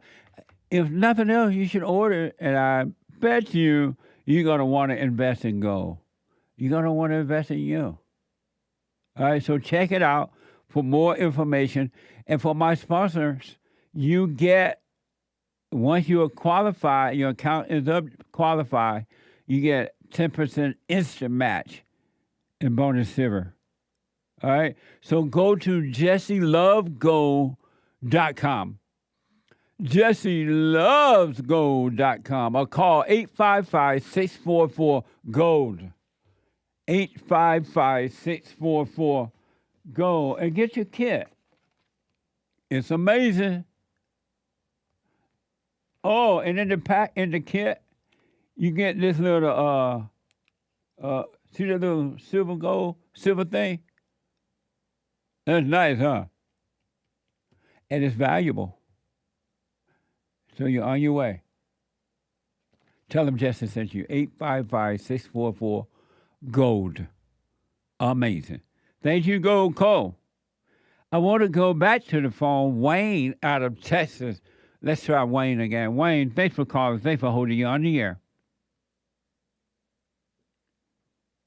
No, Wayne. Can you hear me, Jesse? I can now. Oh, yeah. How you doing? All is well. Yeah, I wanted to talk about I sent in a coffee the other day, and we couldn't understand the question I was asking. Oh, okay. The question was about... And stay close to your phone. Wayne, stay close to your phone. Sure. You're doing an interview with a preacher, and you were trying to make a point. He was saying that he still sins, and you were trying to say, well, you shouldn't be sinning, right? And so he was saying that it's a process. Like you don't become born again right away, and little by little it becomes a process. Salvation is a process. But you were saying that salvation is not a process, but I guess you were saying the things that you learned while you were in the fallen state, it's a process where getting rid of them little by little. Could you expound on that? Do you understand what I'm trying to ask? Salvation is already at hand, is already done, right? The problem is in your fallen state, you have identify with the father state as being you. And you've been told by your family members, your church, your friends, a psychiatrist, psychologist, and counselor, that you are your thoughts and your emotions, and you've identified with that. And because you think that is you, you won't let it go. You won't see it and let it go and just be free right here, right now. Right. So getting to let go of those indoctrinations from your family, your church, etc. Is that what the process is? Well, I understand why you use the word process, but you want to see it and let go of it because you will see that it's not you. It's just voices in your head, it's spirits in your mind, and in your emotions, and they are not you. And once you can see through it, you can then let it go and be free right here, right now. If you were able to see right now, Wayne, that you're not your thoughts and you're not your emotions, you're not your body, you can have perfect peace right now. Right. Well, I do see that. I mean, I that's very, very clear to me that I am not my thoughts and I'm not my emotions. And I've been doing the silent prayer morning and night for about 18 months now. Nice. And I just keep doing it. And, I've forgiven my mother and father. The thoughts still linger, I still find myself going back to the thoughts. And I'm going to stay with it, stick with it. Yes. But they still linger. I don't know why. Well, the only reason they're doing that, two reasons. Number one, they don't want to leave your body. Those voices that you hear in your head and emotions in the body and not in you, they don't want to leave because they're evil, and evil have made a home inside of human beings. That's why there's no such thing as a good person. All human beings are evil. And this thing has made a home in them, and they have identified with evil. And then, so they don't want to go. They make you believe that it's you, but it's really them and not you. And then the second thing is you think it is you, and so you fight with it. You think that there's something you can do about it. But what I want to encourage you is to just, when you do find yourself going back into those darkness of your imagination, just be aware of it. Don't call it a mistake. Don't call it you. Don't do anything but see it so you will not identify with it. And they will have to depart from you. And after a while, you will have a clear mind. And they will be I've gone. I've been doing that. And, I catch myself in a thought, and then I just get out of it. I don't beat myself up. I go right back. And the thoughts actually becoming more juicy, like it's so interesting that you want to go in there and find out, but I just stop it because I notice it defiles me, because it's almost like I'm trying to plan what I'm going to do. Yeah. And then when I get to the moment that I was planning, I'm no longer a virgin. I already planned what I want to do. So I notice that if I can just stop it, it really works. So thanks a lot, Jesse. And so I wanted to encourage you, as you've already said, you stay with it. But if you find yourself going in and out of those thoughts 1,000 times a day, you do it anyway. But just don't call it you. Don't be upset with it. Don't argue with it. Don't communicate with it. And they will have to depart from you. But I do want you to know is that, we don't expect it, but I just want you to know that because they're evil spirit, anyone that has anger is evil, right? They're evil spirits. They're going to yell. They're going to scream at you. They're going to tell you that you will never get this. They will tell you it's not going to work for you. They're going to tell you you might as well let go. They're going to tell you it takes too long, it's too hard, or whatever, right? Don't believe it. It's not you. And they're just screaming because they don't want to leave you. Do not believe them. Right.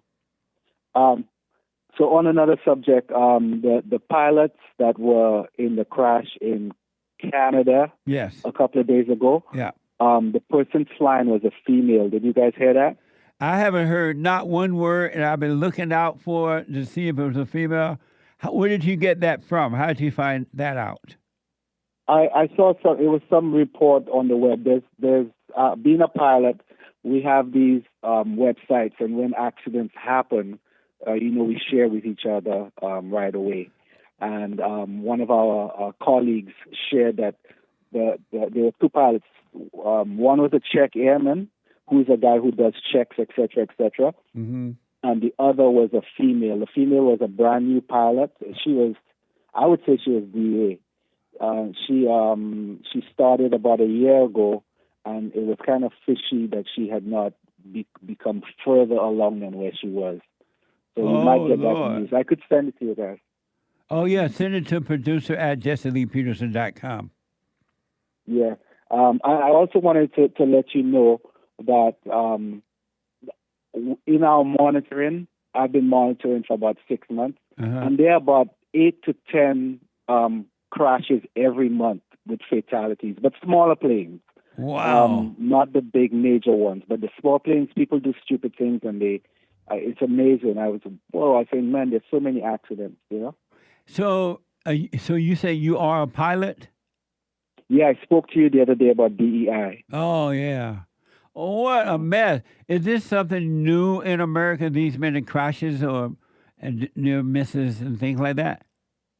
No, like I was saying, I got associated with this website about 6 to 8 months ago.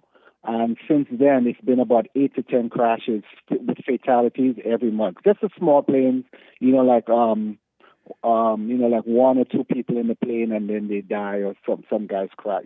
Not big, major stuff. Right on. Amazing. Yeah, wait, are those different than the regional jets, if I may, Jesse? Yeah. Yeah, they're different. Those regional jets are bigger than the planes you're talking about? It's like driving a car versus driving an 18-wheeler tractor-trailer. But what I'm asking, the Delta crash, for example, that was a regional jet, a little smaller than those carriers that hold like 100, they go across the country. That's bigger than the planes you're talking about? The regional jet is a transport airline. It's a big, we still consider it a big jet. The ones that I'm talking about are the little 2-seaters, the 4-seaters.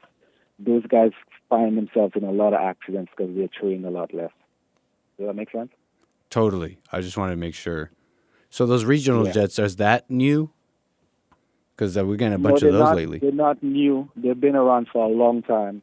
The accidents with them. The major airlines bring people away from the States or from different countries, and then they bring them into a hub, and then the regionals take them to the smaller airports. But he's asking, are those crashes new? Yeah, I mean, we haven't had a crash for a long, long time. Yes, these are new. The last two crashes, we hadn't had crashes for a long time. The aviation safety record is very, very good on the transport level. Amazing. One last thing, I got a runway. Is it safe to fly right now? Oh, definitely. Oh, definitely. Especially if you're flying with the majors. What? Especially if you're flying with the transport airline pilots. Oh. I wouldn't just jump on a small airplane like a 2-seater or a 4-seater. I wouldn't do that. But if I'm flying with, a major airline, then I would feel safe. Oh, okay. No private jet right now. No. Amazing. Thank you, Wayne. Well, I wouldn't go private jet. I'm talking about small, like a Cessna 172, a very small 2-seater or 4-seater. A private jet is also very safe. They have more like 10 to 15, 20 seats, and those guys are also trained properly. So I wouldn't put that in that category. Nice. What a mess. What a mess. Thank you, Wayne. Thank you, Jesse. Keep on doing the good work and stick with it. I will, buddy. Thank you so much. Thank you, sir. Bye. Amazing. Let me go quickly to Australia and talk to the first-time caller, Ronald. Ronald, welcome to the show. You're on the air. Hi, Jesse. How are you? All is well. Amazing. Awesome. Yeah. My name is Rahul, by the way, but yeah, that's more or less relevant. What is it? Jesse, Rahul, R-A-H-U-L. Oh, what the? They put Ronald here. What the? What a mess. Yeah, what a mess. But thank you. Go ahead. Of course. Jesse, I wanted to answer your question, how do I trust God. Yeah, how do you trust God? Yeah, but I just thought I'd just start off with just letting you know how what you have taught has really helped me. And it's just that, I used to be, very, very, very emotional. Like, I used to really lean into the bad emotions I had and the good in, in quotation marks, the arrogant emotions I had as well. Yeah. Where I'd always try and identify with something. I'd either be desperate and angry and really fired up to, do something big in my life. And then on the other hand, when I'd feel arrogant, I'd be like, I'm really smart, I'm really this and really that. It was all ego. Yeah. And, just telling us, how not to identify, not to think about our thoughts, feelings, and emotions. Yes. And, just doing the silent prayer, just observing it and just letting it go. I was really scared of doing that at the start because I used to think that if I let my ego go, then I'll let my, my drive and my identity and my will to do anything go as well. But that couldn't be further from the truth. Because what I saw when I let my ego go and just not caring so much about all these things in my own head was that, it was just that. Like, I didn't feel euphoric or anything like it. I felt okay. I'm like, it's good, Yes. I don't know how to describe it, but you always say that it's very peaceful. Yes. So, well, you stay with it, man. You stay with it, stay with it, stay with it. That's amazing. Thank you. Stay with it. I don't care what happens. You stay with it. Yes, sir. I will. Definitely. You asked how we put our faith in God. How do you trust God? Oh, how do I trust God? I think I'm trying this, but what I do is I just like if there's anything bothering me or if I'm thinking about anything, I just tell myself to look, I'm human, I'm flawed, my perceptions and stuff are all tainted and like it's not real. So how do I trust God? Is I just literally just try and be quiet, just try and just let everything go. And I don't actually like try forcing myself to let go. I just breathe in, breathe out, maybe, I do the silent prayer every day. And I just literally just try to, well, not really try, but I just let go of anything that's in me, no matter how scary, no matter how, difficult it feels. I just tell myself, okay, it's fine, just let it go. Amazing. It's very difficult to put it into words because I used to be someone I'd try and understand everything and conceptualize everything and just try and make meaning out of everything. But like the moment I stopped that, I was like, it's just really not worth trying to make meaning of everything in life. You just it's just very exhausting. Yeah, So, don't ever try to understand anything unless you're building a car or a house or something. But don't try to understand because the mind cannot understand the mind of God, the Spirit of God. The mind cannot understand. That's so right. you cannot understand through your mind. Yeah, that's right. It's good. Like even another thing is, we know God is the only thing that is perfect in the world. Yes. So I trust God by just letting God do whatever God must, just letting go and letting God, if that makes sense. Amazing. Just let God do everything. But I do have a question though. Maybe you can just talk me through this. Okay. Is as much as I am trying that, I do realize that I'm very impatient. Look, I'm thankful to have a good job and to have good hobbies on the side and good people around me. But what I find is when I for example, at work, when I have a bunch of tasks in front of me, mm-hmm. I get impatient because I'm just trying to look too far ahead to what those tasks will amount to or like what the results of those tasks will be. But it's quite weird that instead of actually doing those tasks, I just ruminate so much over the future that it just, I don't do the work as efficiently as I should. I get it done, but I think I'm contradicting what I was saying earlier, but it's just in the sense that I'm very impatient and well, let me say this. Let me tell you this. Never, ever, ever, never unless you planning a trip to somewhere, never look to the future. Never, ever, ever look. And the reason for that is there's no such thing as a future. It doesn't exist. And so stop doing that and just live in the present, in the right now, and do what's in front of you. Do not, like I said, unless you travel, you're going to buy a house next week or you're going to take a trip, those kind of things. But psychologically, do not look to the future. There is no such thing as a future. It doesn't exist. Yes, sir. It's an illusion.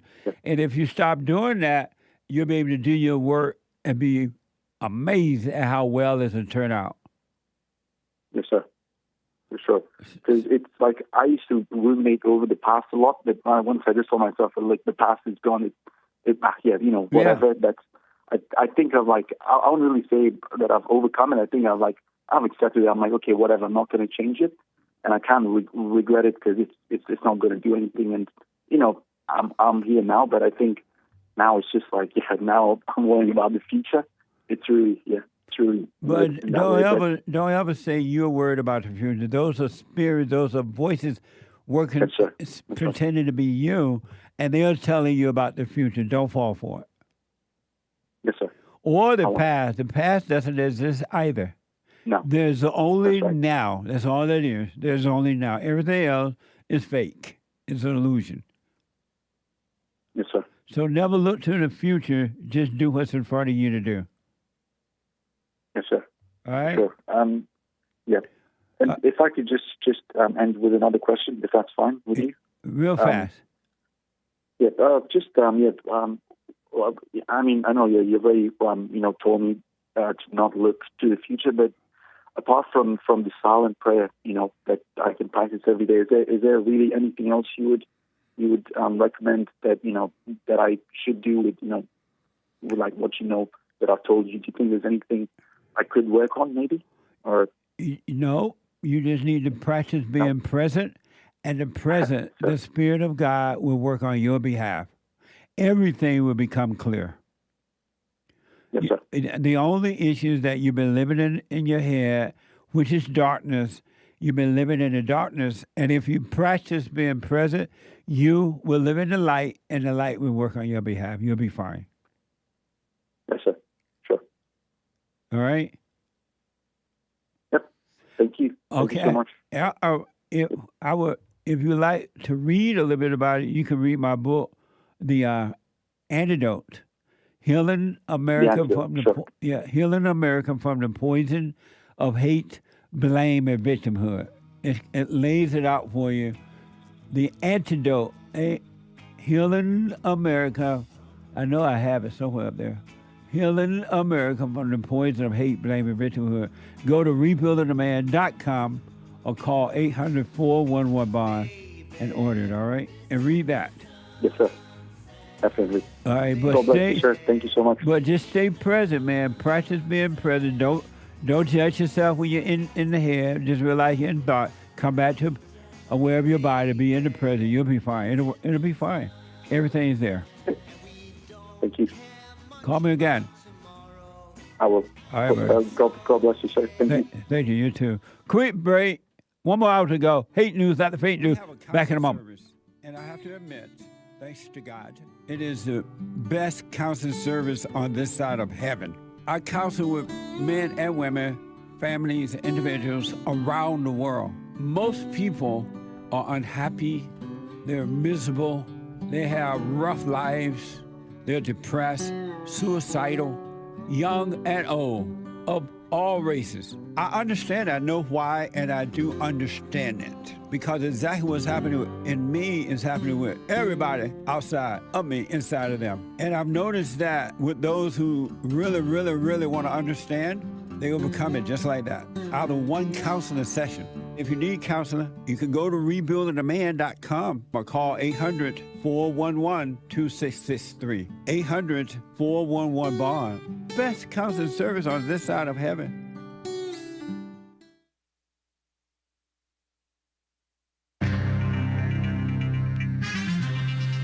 170 Venezuelans in Guantanamo Bay. So good. And a new cheap iPhone is out, I guess, today.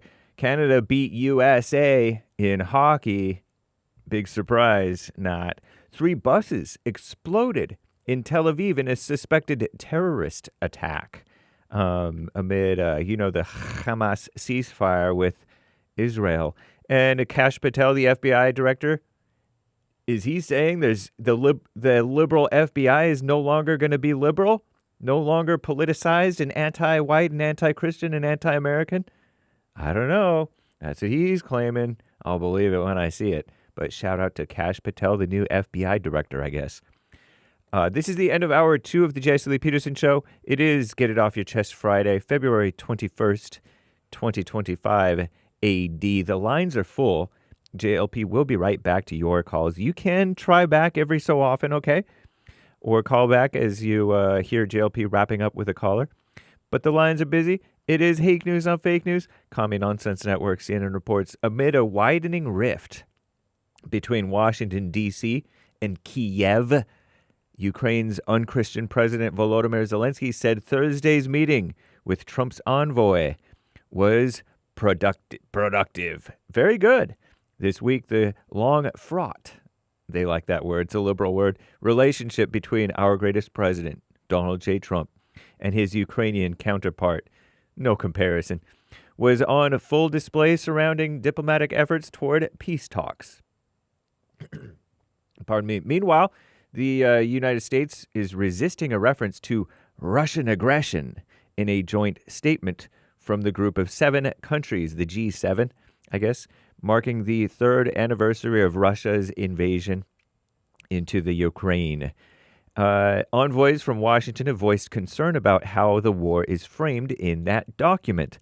Trump has also suggested Russia be allowed to rejoin the G7 after they were ejected for annexing Crimea in 2014. And more than 170 Venezuelan so-called migrants, illegals, criminals probably, were deported from the U.S. to Guantanamo Bay, Cuba in recent weeks. Flown home on Thursday. Whoa, hundreds of so-called migrants have been sent to the notorious base in Cuba. Notorious in a good way, as part of our greatest president, Trump's migration crackdown, illegal invasion crackdown. They've been since mostly flown elsewhere after questions. People raised questions over the legality of such an initiative.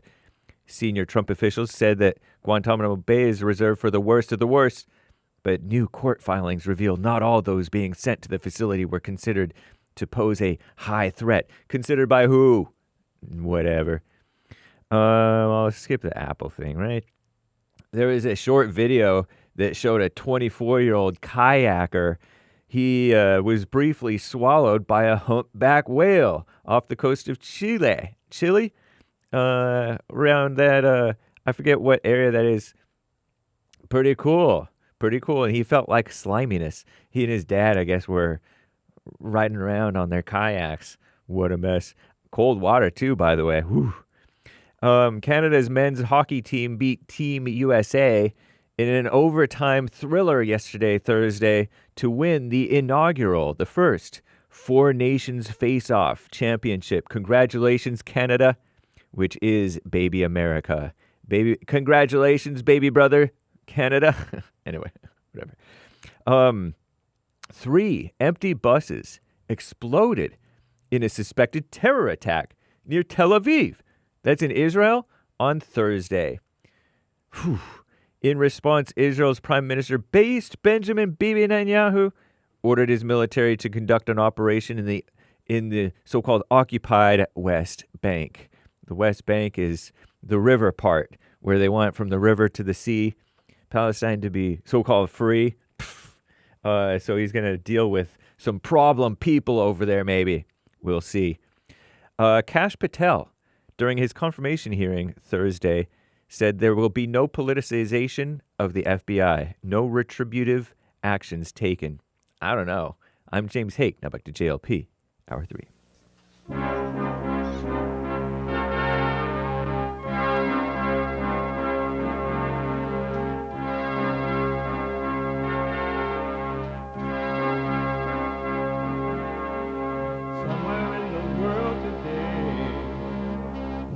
got to stand up strong, think the truth about themselves, to understand what went wrong. I know we can find a way.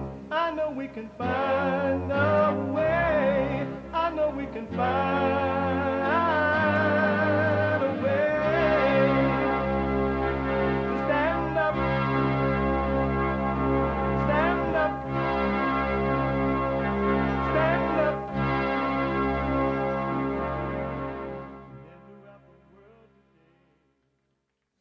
Uniting the races with truth instead of dividing them with lies. We're also rebuilding the family by rebuilding the man. I'm Jesse Lee Peterson. Welcome to the third hour of the show today.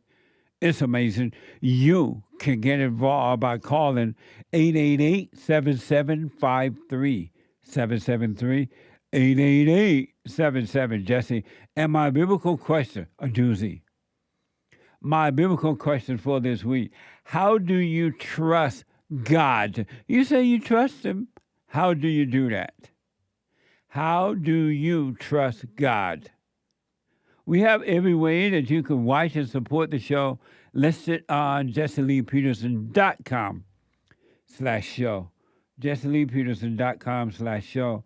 And you can podcast all the shows if you're too busy to sit and watch it, but you still can listen to the show no matter what you're doing and where you are by calling the listen line on TalkStream Live at 605-615-4131.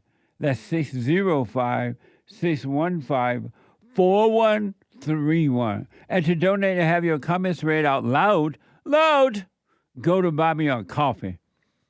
BuyMeACoffee.com/JLP Talk or Bond JLP Cash App. It's Friday. Every Friday is Get It Off Your Chest Day.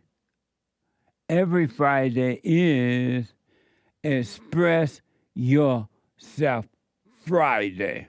You Tom like a mug. You need to go and get yourself bleached, because everything you say about black people, and you're sitting up there looking like a tar baby. It might sound like a semantics argument, but he's a gray alien. I wonder if he's been smoking pot. How's the world doing today? This was the scene in rural Arizona today. Charred debris littering this airport outside Tucson after a deadly midair crash this morning. Sorry, I asked. I have a question. Was I wrong being in a strip club praying for potential members? Was I wrong for that? A friend of mine is like, oh, you're wrong in this and this. I'm like, no. From Africa right now. Why Worcester becoming a sanctuary city is important for the transgender and gender diverse populations. I want you to listen to me. I need the city to protect me because the federal government won't. Let us remember that the Nazis burned the books on gender sciences. Never mind. Where you get that from? What the? Amazing. I want you to know you're possessed and you think you're on your own. You're possessed and you think you're on your own. Isn't that amazing? You are not on your own. Something else is working through you. And the sooner you see that, the sooner you can be free. You have never made a decision, not one day in your life. Human being can't make the decision. What the? You have never had an original idea, not one time in your whole life. You are not in control. You see those people in that courthouse right there? The transgender people? That's not them. They're possessed and don't know it. Because they've been told, oh, it's you. You are transgender. And they said okay to it. They accept the evil and call it good. Human beings, there's nothing good in you you're no good. And the last thing human beings want to hear that they're no good, because the ego wants them to think that they are good, so they have to see that they're no good. And that way, which is the spirit of evil, can live in you. Wake up and take control of your own life. You don't need a leader. You don't need someone else to think for you. And the government and your leaders are never going to let you go. They're not going to tell you, you know what, I'm not going to be your leader. You're going to be the leader of your own life. They're not going to tell you that. The churches are not going to tell you that you're evil and that I really can't do anything for you. They're not going to tell you, I'll point you to the source that can help you. They're not going to tell you that you're evil. They want your money. And they need you to make them your hero so they can feel like, fake feeling, but like a hero. You're using them and they're using you. You can have perfect peace. And if your husband or your wife want to leave and take the children or whatever, okay. See you later. And you wouldn't feel a thing about it if you were free, if you had perfect peace. But now you're devastated if you lose your wife, or the wife loses the husband, or you lose your children. It's like, oh, my world is gone. Don't you see something wrong with that? Even if you boo Taylor Swift, your wife will leave you for it.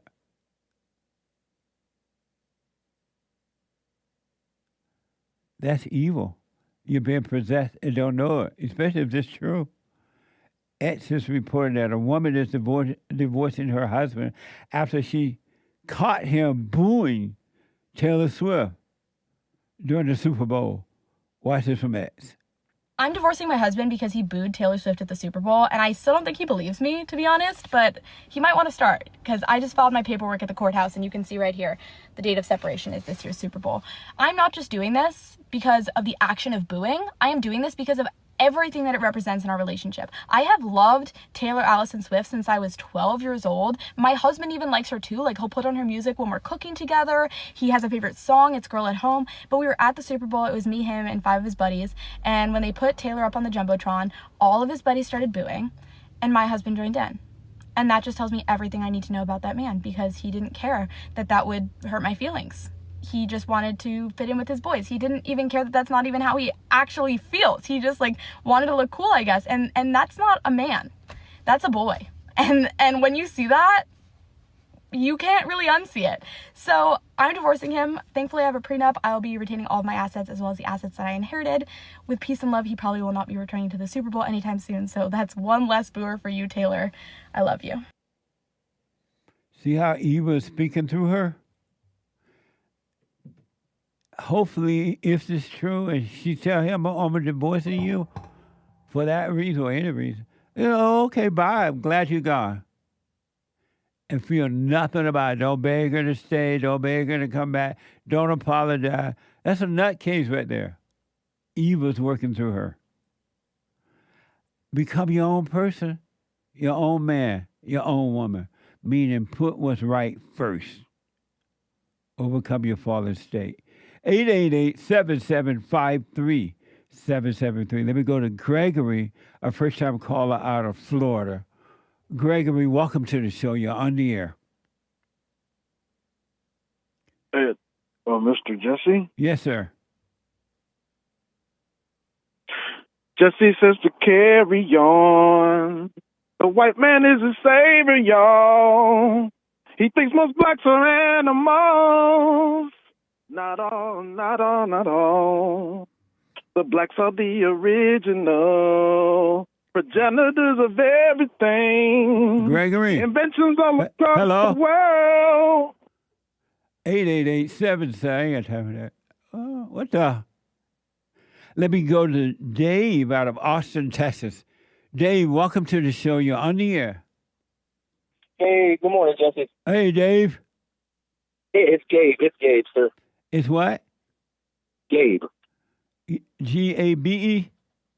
Gabe, yes, sir. Oh, wow. Sorry about that, man. They had Dave. What? I get that a lot, sir. No worries. All right. No worries. Thank you. I apologize. They have Dave up here. Go ahead. Yeah. No problem, sir. Sir, I was just going to respond to your biblical question. How do you trust God? Yes, sir. With all your heart, soul, and mind, sir. With all your heart, soul, and mind. And how do you do that? Faith. You put him before anything else in your life. Before your wife, your kids, your mama, anybody. Amazing. And all things will be granted unto you, sir. I can't respond to your response to the question, but I do want to know, is that what's happening with you? Absolutely, sir. I don't worry about anything, man. I don't really, I just live day by day. God, I do put God first before everything, man. I just thank him, for my meals.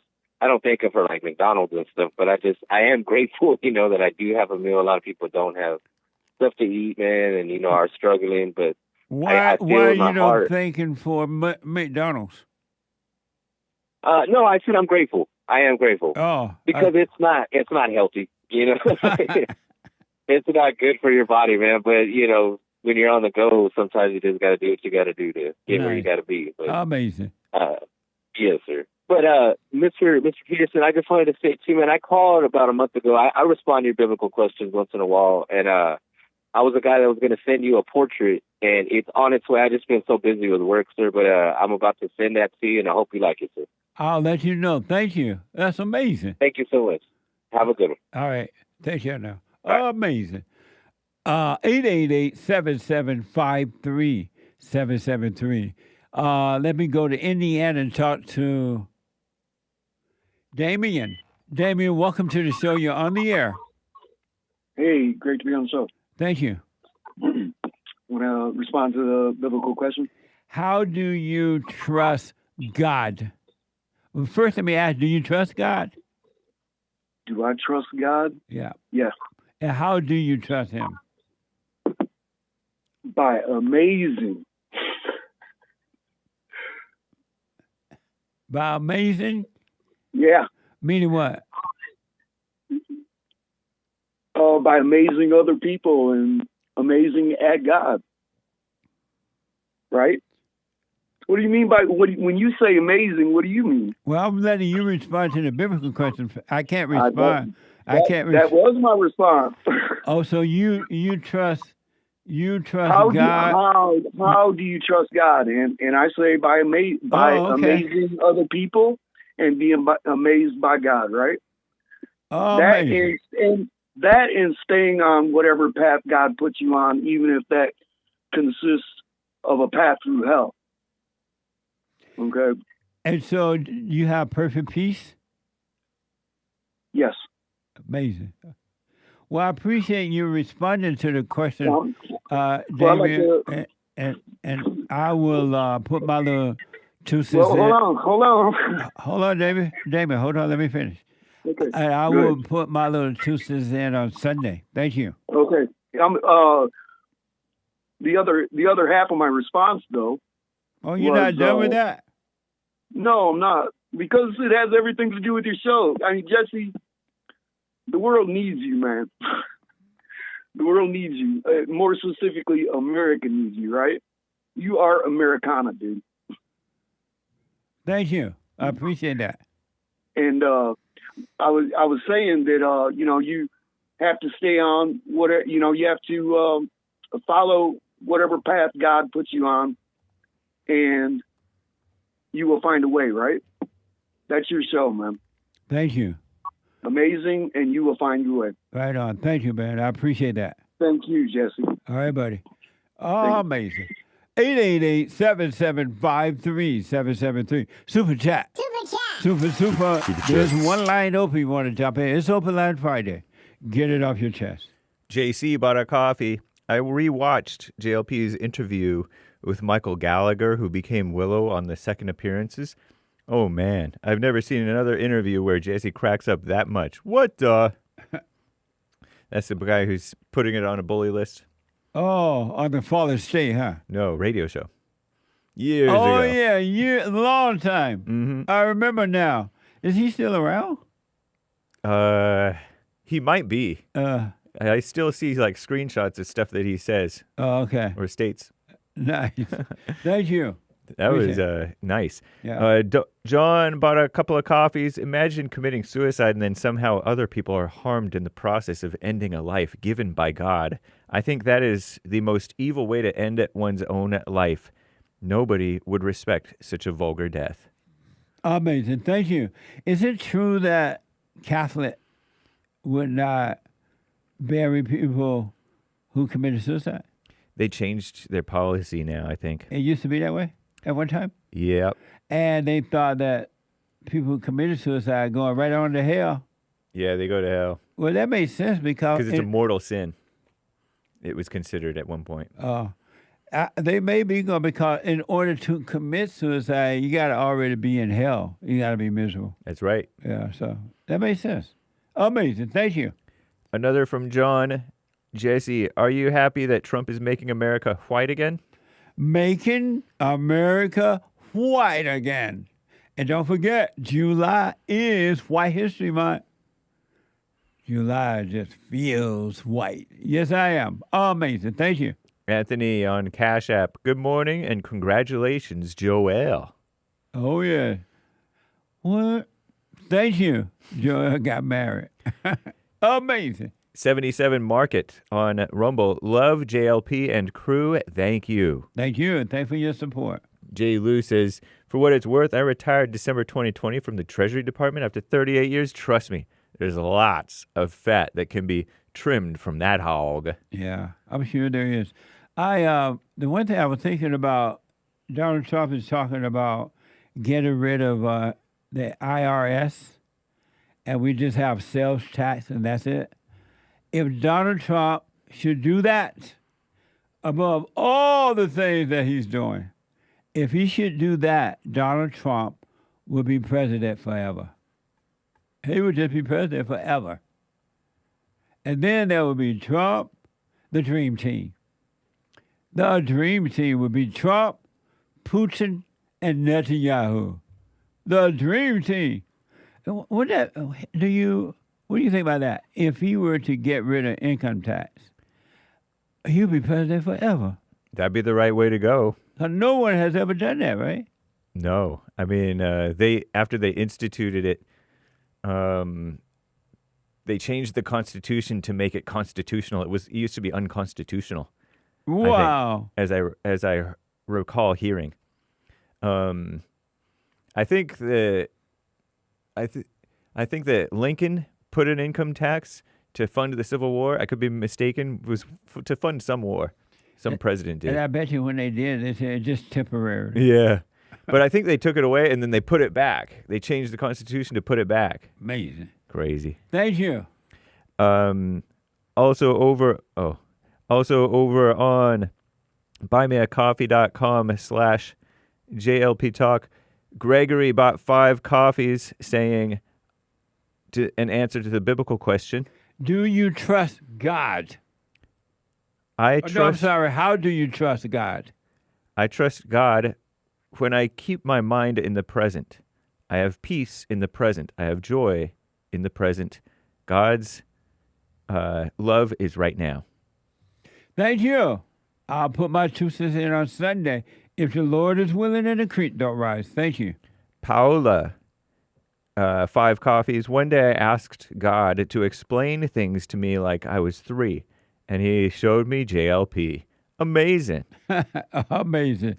Stay with it, stay with it, stay with it. Giorgio, another coffee. Jesse, I noticed when you talk about Obama's, well, this person calls it husband. You call this person Big Mama Michelle. Did you know she was a man? Says Giorgios. No. I don't know that. And I don't believe that. What now? Spanky Spank bought a coffee. Thank you, though. Thank you for your coffee. Yeah. Can I hear Jesse say, what's the holdup? What's the holdup about what? I don't know. I lost track of when this came in. What the holdup? But I don't know about what. Amazing. Thank you. Apple2691 bought 5 coffees. Hey, Jesse and crew. Thanks for the clip of our conversations on the show. Sent to my son, but don't know if he listened. Sending coffee next. Planting seeds. Right on. Amazing. Thank you very much, and thank you for your support.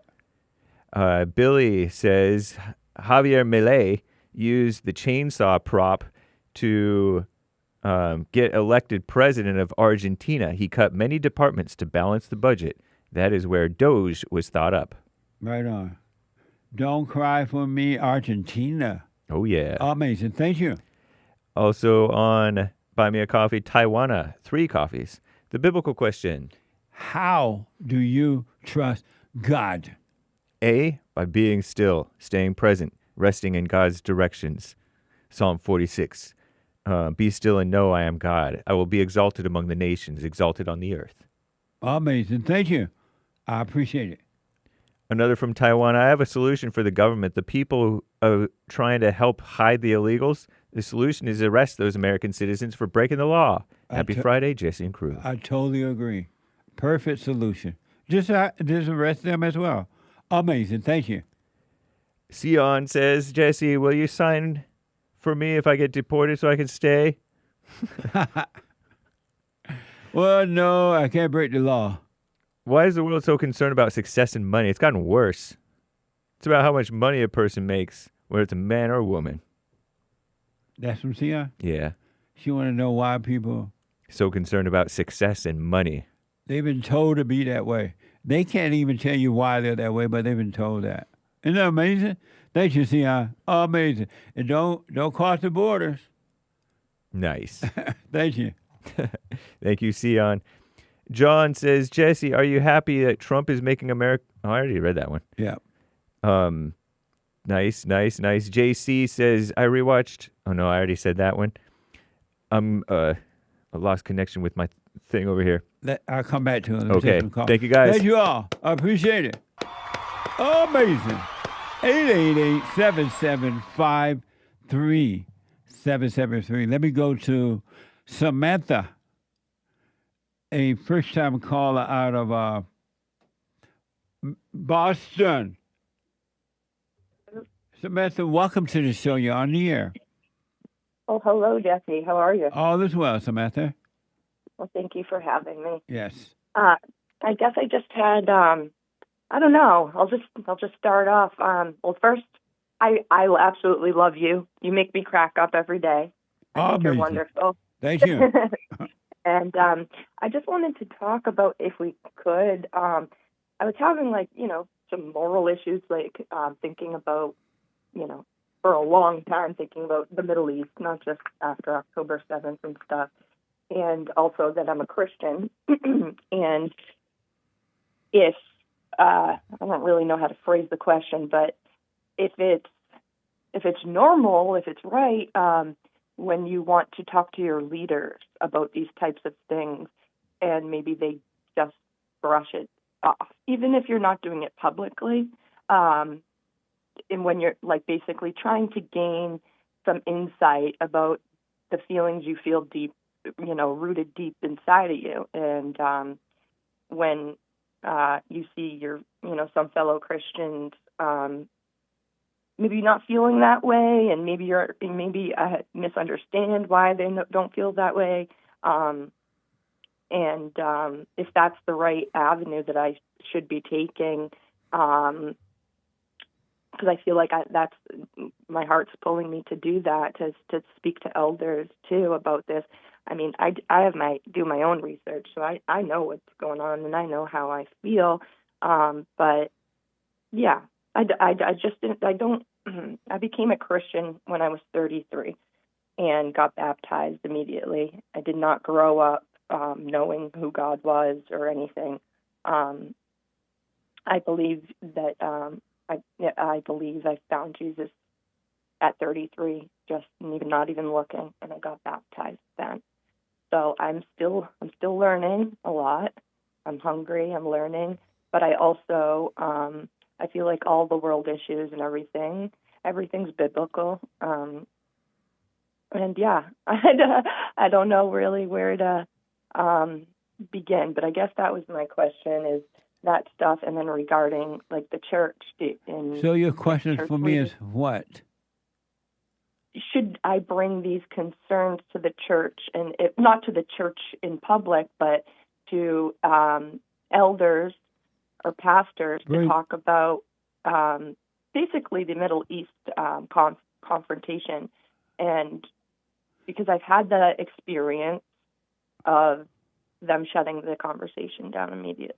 And so why do you have any concerns about it at all? About the confrontation in the Middle East, right, or the way? Okay. And just about the misinformation, well, one of the things is, as soon as I think it was 2 days after the attack on October 7th, or perhaps it was 1 day later, we had church. And so we had no information, right? I mean, it was 1 day. We got, it was whatever was thrown in the news. And we went right into prayer, and the pastor was asking us to pray for Israel. And to be honest, I'll be completely honest with you, when I went into prayer, something kind of shook me. And it wasn't to say, like, don't pray for these people, I just kind of started to flood in my mind. There's so many people that need to be prayed for. You don't really know what's going on. And so I was having that moment right there, and I did not sit there and just pray for Israel, but it was kind of like this, because I didn't know what's going on, So And I don't quite understand what your question for me is. What? So when I brought up the conflict between what Israel and Palestine, what was going on, and things from the past that led up to this, and how I didn't think basically that Israel was doing things justly. And when I bringing up that Israel could possibly, not all of, Israel, it could be Netanyahu, but that it wasn't right on their part, or that it may not be right, and just to try to discuss it. I mean, this was like... But your question for me is what? And then it was shut down.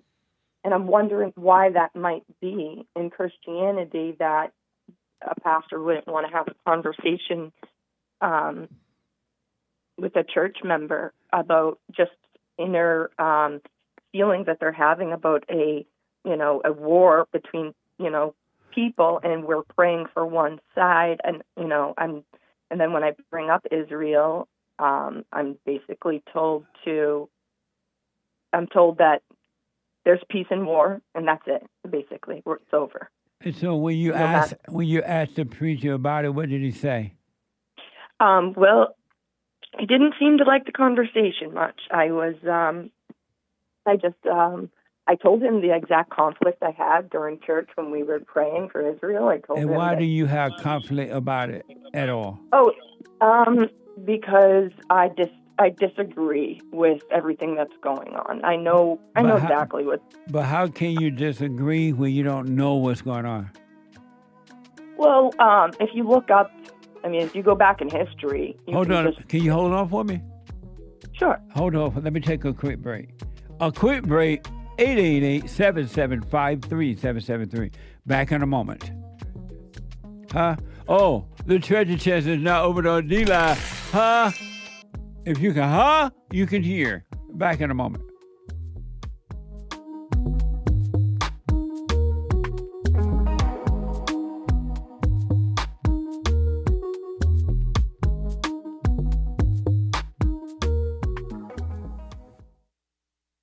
Now, I totally disagree with the way things are going, but you can't be angry. because that's what the enemy wants. He wants to control you. They do things to make you mad so they can control you. It's like being married. And the wife would do things to make you mad, or she'll do things to make you feel good. And men do that to women too when they want something from the woman, especially sex. They'll make her feel good or they'll make her angry. And the woman's gonna have the sex. You don't want to be angry. You want to speak up. You want to disagree with what's going on. It's wrong, but do not be angry. Then you won't have fear. You won't have doubt. You won't have worries. You'll be able to see, but you gotta stay away from anger. That's why you must forgive your mothers and your fathers so that you can overcome the spirit of anger. It's a spirit and it's wicked. Nothing good in anger because it has no love, folks. You need love to defeat evil. And love is not a weakness. It's a strength. It's from God. It's His nature.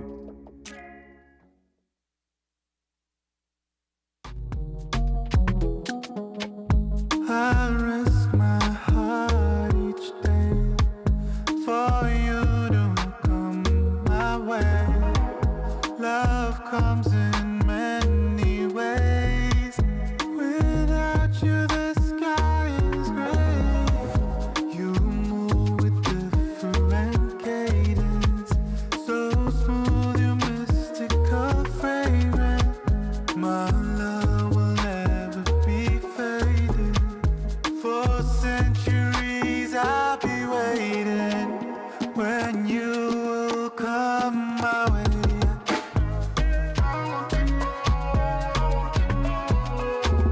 When you will come my way.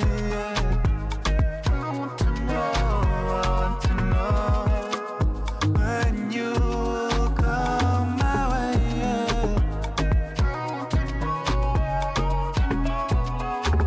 When you will come my way. Okay, 888-7753-773. Quick break. Number one, the Hake Report is coming up. At the top of this hour, you don't want to miss the Hake Report. Did y'all hear his show yesterday, I believe, with the guests? It was yesterday, right? It was interesting. It was very interesting. Podcast that and listen today, all right? The Hake, H-A-K-E report.com. And then, after the Hake Report, a brand new episode of the FartherState.tv. I talked to Bob Woodson, and Bob is a civil rights activist, community development leader, author, and the founder and president of the Woodson Center. Watch this. Next time on The Fallen State. I was a young civil rights activist, but I became really disenchanted when the poverty programs came along. I knew from the first year that it was going to be a disaster. They think it's because of the white man. It's not true. It's not true. You know, you can sit at the gambling table, and if they don't give you a winning hand, they're racist. Those blacks use that racial shield to protect them against criticism. Should a man marry a woman who will not obey him? Well, I think you got me above my pay grade again. Amazing. At 11 a.m. Pacific time, and you can support the Fallen State right there, thefallenstate.tv/donate or locals.com. And after the Fallen State, the American Anchor, baby. Check them out on Rumble. You got to know how to Rumble at 12 noon. And on Monday, if the Lord was Sunday, we have fellowship, all invited. All right? Fellowship at 11 a.m. Doors open at 10:30. Go to rebuildingtheman.com/church. You can watch it live online or you can be there. All are invited. Rebuildingtheman.com/church. And then on Monday, a brand new episode of Punchy's TV. Watch this. I don't have a promo. Oh, You're not supposed to show it until Monday. Oh. It's not going to be ready. My bad. I was looking at it here, so I'm just reading what's in front of me. No, I don't even think that's read there. Huh? I don't think it even says that. It just says watch it on Monday. It doesn't say there's an episode coming out. It doesn't say there's the teaser. It says catch new episode of Punchy TV every Monday. Right. At 2 p.m. That's right. So it doesn't mean I have to say home bite. Right. But On whose part? Probably mine. Oh, baby. So Punchy come Monday, don't worry about it. And get Punchy's coffee. It's delicious. Every day I goes back to Barn, my nonprofit, Punchy's Coffee, rebuildingtheman.com/store. Let me go quickly back to Samantha. Samantha, you said that, you still there? Yes, I am. You said you're a Christian? Yes, sir. And why did you become a Christian? Well, I didn't decide. I don't know. I honestly, one day, I felt this strong calling, and it was in 2000 and almost in 2001, at the end of 2000, and I just it came to my heart, a person that I went to school with, that when I was younger, I'd go to youth group with her and have fun. As I grew up, my dad passed when I was 5, and my mom didn't know God, so I didn't know. So you don't know why you became a Christian? Well, I feel like I did. Like at that moment, I said, "Oh my gosh, like Jesus is real." Like I had there was no talk. I didn't hear anything.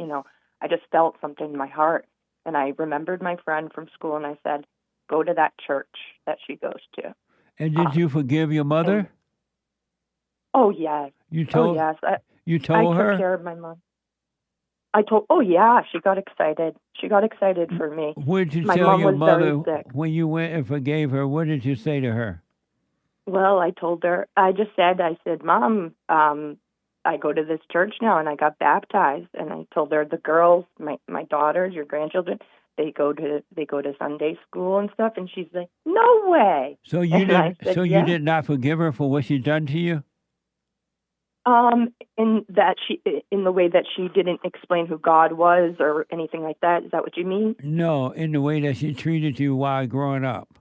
Actually, that's a really good question. My mom was an alcoholic my whole life and developed problems, and I had to be her healthcare proxy. I was the youngest, and she actually just passed away in last September. So you didn't forgive her then? I did. I So did. what Not is just it? then. What is it? it? Was Go ahead. weeks. It was It was years before she passed, and I had talked to her about our life growing up. How it was really bad. She wasn't present. She was an alcoholic, all this stuff. And I told her that, I don't know what you went through and why that happened, but you're my mom and I love you and I forgive you and, I'm okay. And I want you to know that I'm okay. And, I don't have hate in my heart. And did you forgive your father for not protecting you from her? You know what I did? I had to. The other day, I was listening to one of your episodes, and you were speaking of that, and I said, "Darn, how am I going to do that?" And so I prayed because my dad passed when I was 5, and I was thinking about all that you were saying to one woman. This woman, she was a Christian, but you were letting her know that women's love comes from Satan. You're explaining it. You had brought up to her if she had forgiven her father, and it made me think, geez, he passed when I was 5. What do I do there? Yeah. But he was also, just as bad as my mom, if not worse. Absolutely. So let me do this because of time. Sorry, why are you concerned at all about what's happening in Israel and Palestine? Why are you concerned about that at all? I guess I just wanted to be sharpened a little bit. I just wanted to, I'll have my views, I guess, but I just wanted. But why? I'm honestly because I'm wondering why there's so many Christians that are just blindly. No, I'm asking you, why are you concerned about it at all? Because you're good. You're good. Okay, because I'm wondering if I'm looking at anything unbiblically that I may not be that I'm not even noticing. I always ask the Holy Spirit. Why to help me are you understand. concerned about it at all? About the I'm concerned about if I'm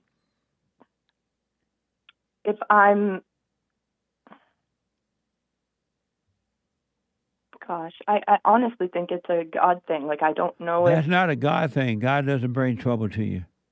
Yeah, that's true. That's Why are very you true. concerned about it, period? I guess because it's such a taboo subject in my church, and I don't know why anything would be. And then, with the Israel But thing, if you were do I not have to, concerned as a about it, Christian? if you were not concerned about it, it would be a taboo subject. You still didn't tell me why you are concerned about it. It has nothing to do with you. You live in the United States. You live in the United States. You don't know what's going on over there. And why are you concerned about it, period? I Real don't fast. like the United States being dragged into wars and stuff, but there's more that goes into it. Like, But do I that's a need different to? story. Taxpayers should be concerned about our country going into war. We don't want war is not the answer. But you still didn't tell me, and I'm gonna have to run because you're not answering the question. Why are you concerned about it? Period. Okay, I guess as a Christian, maybe you could help sharpen me on this. Do we as Christians are we called just to follow Israel blindly? Not blindly, you know what I mean, but pray and, just... That question doesn't make sense to me. Why are you concerned about... Here's what I want you to do. When you can figure out why you're concerned about it, let me know. Call me back on it. Because I'm running out of time and I want to... I just feel like the church is concerned about bringing it up when I bring it up. No, you're concerned about it. And you're not telling me why. I'm concerned that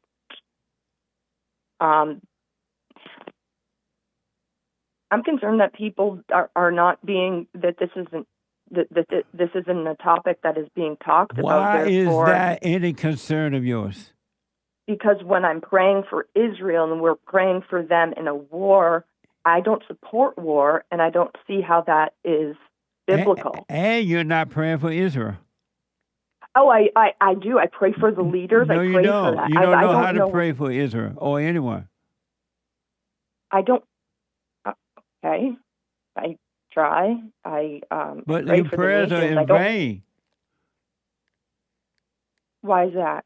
because you don't know what to pray for. Yeah, I guess so. I just pray for God's will to be done. Yeah, you just work on you, take your eyes off everybody and everything else, and you work on you to overcome your hell. Thank you. And that's true. That's very true. Okay. Call me again. I will. Thank you. You're I'm welcome. sorry. No problem. 888-775-3773. Paula, a first-time caller out of L.A. Paula, welcome to the show. You're on the air. Hi, how are you guys? All is well. That's great. I was calling because the other day I almost got impeached from my position inside of LA Trade Tech. I'm the ASO treasurer. No, don't say what you are. Okay, I won't. But I want to know what's going on with the corruption inside of the school. I have issues with my financial aid. Somebody pulled out a loan out of my name, and I've been trying to get any administrator inside my buildings. I even talked to head people, and because I'm bipolar, they think that I do not know what's going on when I took accounting before. And so you have asked them to help you figure it out, but they won't help you? No, so I'm thinking they're corrupted. Yesterday I went to a session in the Department of Mental Health, and for some reason the sheriff's department was inside of the building. And I was explaining this to my psychiatrist because the other day out of my building someone jumped or got pushed out. So it's very obvious that what's going on. Do you know that your smoke detector is going off? Say that again? Your smoke alarm is going off. There's no smoke alarm going off, sir. What's that sound noise like? I hear an alarm noise. I don't know what you're hearing, but it's not in my room, sir. They're trying to prevent me from talking to you. It means that you got to change the battery on it. I hear a little chip, chip, chip, like a battery is weakened. I think it's my dog. My dog just barked right now. I don't know if the dog, but go ahead real fast. I was explaining that a person jumped or they got murdered inside my building. I don't know what happened, but the police keeps on coming over here and bothering me. Oh. So that's why I want to know. What am I supposed to do in that situation? Go talk to the manager. I have already. Well, and they don't do nothing about it. They're scared. Why don't you move? Because I'm getting this apartment paid by the city. Because I'm going through some situations. Oh. I've got evicted from Long Beach. Somebody evicted me from Long Beach for no apparent reason. When I had a contract with Long Beach going through some situations that I had over there. Are you an illegal alien? No, I'm a U.S. citizen. That's the reason I don't understand why is this happening to me. Oh. Have you talked? I don't know what to say because I don't understand the situation. But maybe you should move out. I can. I gotta wait until they approve me for another one. Do you have a job? No, I don't because I was going to school. And I was trying to apply to SSA. And then in the SSA, they said that they couldn't approve me because it looks like someone else is tampering into my stuff. How old and are it you? looks like I don't have a mental illness, which is weird. You have a mental illness? That's what they're claiming for a while since 2014. Do you believe you have a mental illness? I believe I'm a very aggressive person when it comes to things that I need to speak about. And are you And mentally some people don't ill? understand my conversations. Are you mentally ill? I don't think so. How old but are you? Everybody else, I'm 38. Oh, and you have family? I do, but I don't speak to any of them because they have made me go through some stuff that is very uncomfortable to talk about, actually. You have friends? I do, but I only have one person that I can truly believe that is my support system. And what did your support system say about your situation at school and at your apartment? The person was a witness of everything, and that person feels very uncomfortable when he's seeing all these situations happening to me. Oh, well, go and talk to your manager and talk to the principal at the school and see what they would do to help you, all right? Okay. Let me know how it goes. Okay, thank you very much, Mr. Peterson. You're welcome. Amazing. Let me find out from Hake. Super. Super chat. Super chats. Over on rumble.com/JC Lee Peterson, Jules Verne says, Huzzah. Hopefully that's not something bad. Hazaa. Maybe I shouldn't have spelled it. Amazing. Thank you, Jules Verne. I can trust him. Anthony gave a cash app saying, Karen Bass, mindset needs reset. You're fired. That's right. That's for sure. Wouldn't that be nice? Yeah, like she's just in La La Land somewhere. What? Amazing. Steph K gave a diamond on D Live. No message. Thank you. Shout out to the top contributors on the D Live crew. Steph K, Kames for Rec, Wolf336, and the rest of the supporters, as always, as well as the Rumble monthly subscribers. Thank you. Thank you. Forgive Yo Mama bought a coffee. I appreciate y'all and everything you do. I appreciate your responsiveness, everyone's hard work. Make the greatest show on this side of heaven. Shout out the entire JLP squad. Peace, love, and blessings. Right on. Thank you very much, and thank you for your support. Oh, amazing. May I answer the biblical question? How do you trust God? Another coffee from Forgive Yo Mama. I trust God by not trusting the thoughts. Right on. I'll respond on Sunday. Thank you. At this point, just call me Mike. Bought a coffee. I was looking at a Get a Job video. The caller say he dealt with more women than you, and you said that you doubted that. Jesse, he asks Jesse, what is your body count, if I may ask? James, don't respond to that. We all know yours. Whatever, man. Amazing. Thank you. Amazing. Thank you. At this point, just call me Mike. Yeah. And he also answers the biblical question. How do you trust God? I don't. One of the first rules in the streets is to trust nobody. Keep it G, you little punchy. Amazing. Thank you. And thank you, guys. I do believe that is all for now. Amazing. Thank you all so much. I do appreciate it. Let me go to Texas and talk to LORRELL. LORRELL, welcome to the show. You're on the air. Hey, Jesse, God bless. Thank you, buddy. I appreciate it. So I wanted to really thank you. It's a long story, but I'll keep it short because of time. I felt like in my late 20s, I had perfect peace. I forgave my mom, forgave my dad, and everything. I didn't have any resentment towards them. Uh-huh. My mom was like a super Christian, so she never really she did smother me with love, so that kind of worked against me and made me kind of a beta male at the time. Speak into your phone for me. Hello? Yeah, stay with your phone. Go ahead. Yeah, so I'm in New York pursuing my career, and then I met this young lady. We started fornicating, and she moved in with me. She begged to move in with me within a month of dating. And then she begged and nagged me until we moved to Houston, which I didn't want to go. And then we ended up having a kid out of wedlock. And then I became depressed, alcoholic, anxious. And then it was like 2 years after my son was born, I discovered like Thomas Sowell and Candace Owens, and I think you. And it kind of woke me up to like the whole liberal stuff, how it made me a beta male. Well, either way, one time I was listening to you and everything just made sense. You said, if you listen to the woman, you will suffer. Yeah. And it just, everything clicked. And that was 2 years ago. And I didn't want to leave her immediately because my son, I wanted to be in his life. But it was hell. I kept on drinking, Adderall, all this type of stuff I was doing just to cope. And then you said all thoughts are all lies all the time. And that actually, it brought me to another level of understanding. So anyways, she and I, we broke up finally like last month, and it's been perfect peace. And as I reflect, she turned me against my mom, she turned me against my dad, she turned me against my sister who I never had issues with. Amazing. And right now, I'd just like to thank you for waking me up. Now, honestly, she's very angry and bitter. She's keeping me from my son.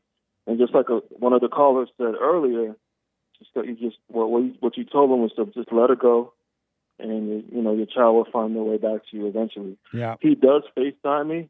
He's 4 years old. He does FaceTime me every now and then, but I can tell like when he has a look in his eyes like she's there. Yeah. So it's like I just kind of back off a little bit and just let him find his way back to me. So I mean, I didn't really have a question. I just wanted to really just thank you for your message, because right now I feel so free. I feel happy. I have no anger.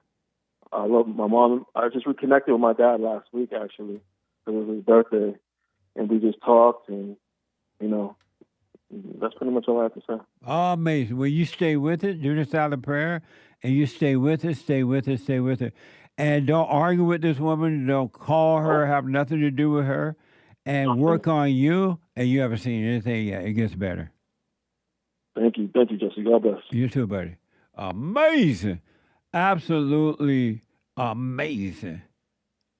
Let me go to Carol, our first-time caller out of New Jersey. Carol, welcome to the show. You're on the air. Hello, Mr. Peterson. It's very nice to speak with you. Thank you. I'm 66 years old, and I've had a weight problem for most of my life. I've always kind of controlled it through diet and exercise, but now it's just been really out of control, and I'm just wondering if you had any thoughts about it. Let go of the anger, you can let go of the weight. Would that be come a little close? Come a little closer to your phone. Okay. Would that be anger in general, Yes. or anger for something specific? No, anger is your anger, period. You got to forgive so God can take that away. And then you'll be able to eat consciously. And eating consciously, you won't gain weight. You will eat just only what you need. Is that what it is? Yeah. You're using food to escape. Or try to escape. It doesn't really work. But you're using it in the way that a drug addict or alcoholic use drugs. They use it to escape. So the food is not the problem. Okay. Your anger is the problem. You got to overcome the anger. You can overcome the food. Okay. I just have one more quick question. When I do the silent prayer, a lot of things come up, and I've been able to overcome many things. Right. But like I said, I was just wondering why this is taking so long. Well, I want to encourage you to eat consciously. When you sit to eat, don't go unconscious. Don't let the food seduce you. You be aware while you're taking one bite after another one, and that will change. Okay. You know All how right. you sit down and you have a nice little meal in front of you, God, and then you do the prayer, you pray or something, and you forget about God at the first bite. But I want you to practice eating consciously. Okay. And then do some exercises. Take a walk, every day, and do that kind of stuff. You'll be fine.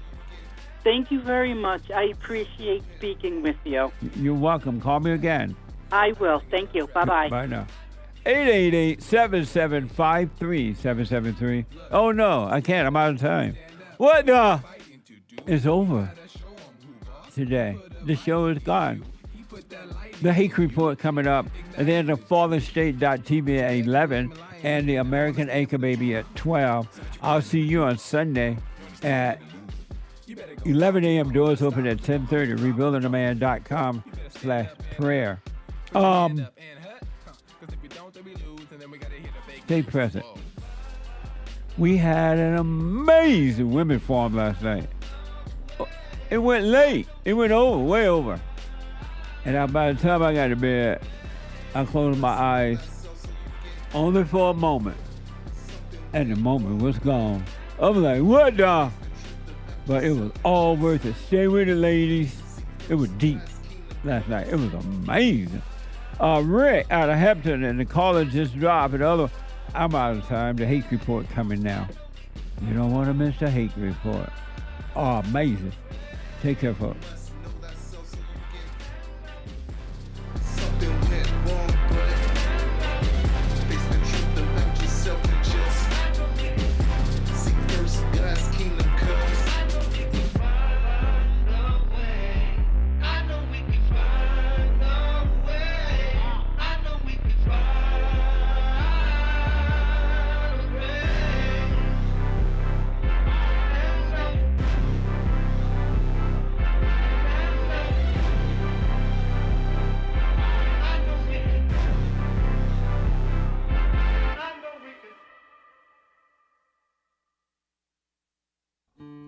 We have a counseling service, and I have to admit, thanks to God, it is the best counseling service on this side of heaven. I counsel with men and women, families, individuals around the world. Most people are unhappy, they're miserable, they have rough lives, they're depressed, suicidal, young and old, of all races. I understand, I know why, and I do understand it. Because exactly what's happening in me is happening with everybody outside of me, inside of them. And I've noticed that with those who really, really, really want to understand, they overcome it just like that, out of one counseling session. If you need counseling, you can go to rebuildingtheman.com or call 800-411-2663. 800-411-BOND. Best counseling service on this side of heaven. I have books that are amazing. I highly recommend you get them. 7 Guaranteed Steps to Spiritual, Family, and Financial Success Guide. Even if you're not starting a business, but you have a job, or you're on welfare, it can help you if you do. Be doers of the word, all right? From rage to responsibility. From rage. That's what I write about in the first chapter, especially how I overcame. Scam. How the black leadership exploits black Americans. They are using them, and blacks are too willing to be used. And then my last book, The Antidote, Healing America from the Poison of Hate, Blame, and Victimhood. They are all amazing books, and they are helpful. Go to rebuildingtheman.com if you want an autographed copy, or call 800-411-2663.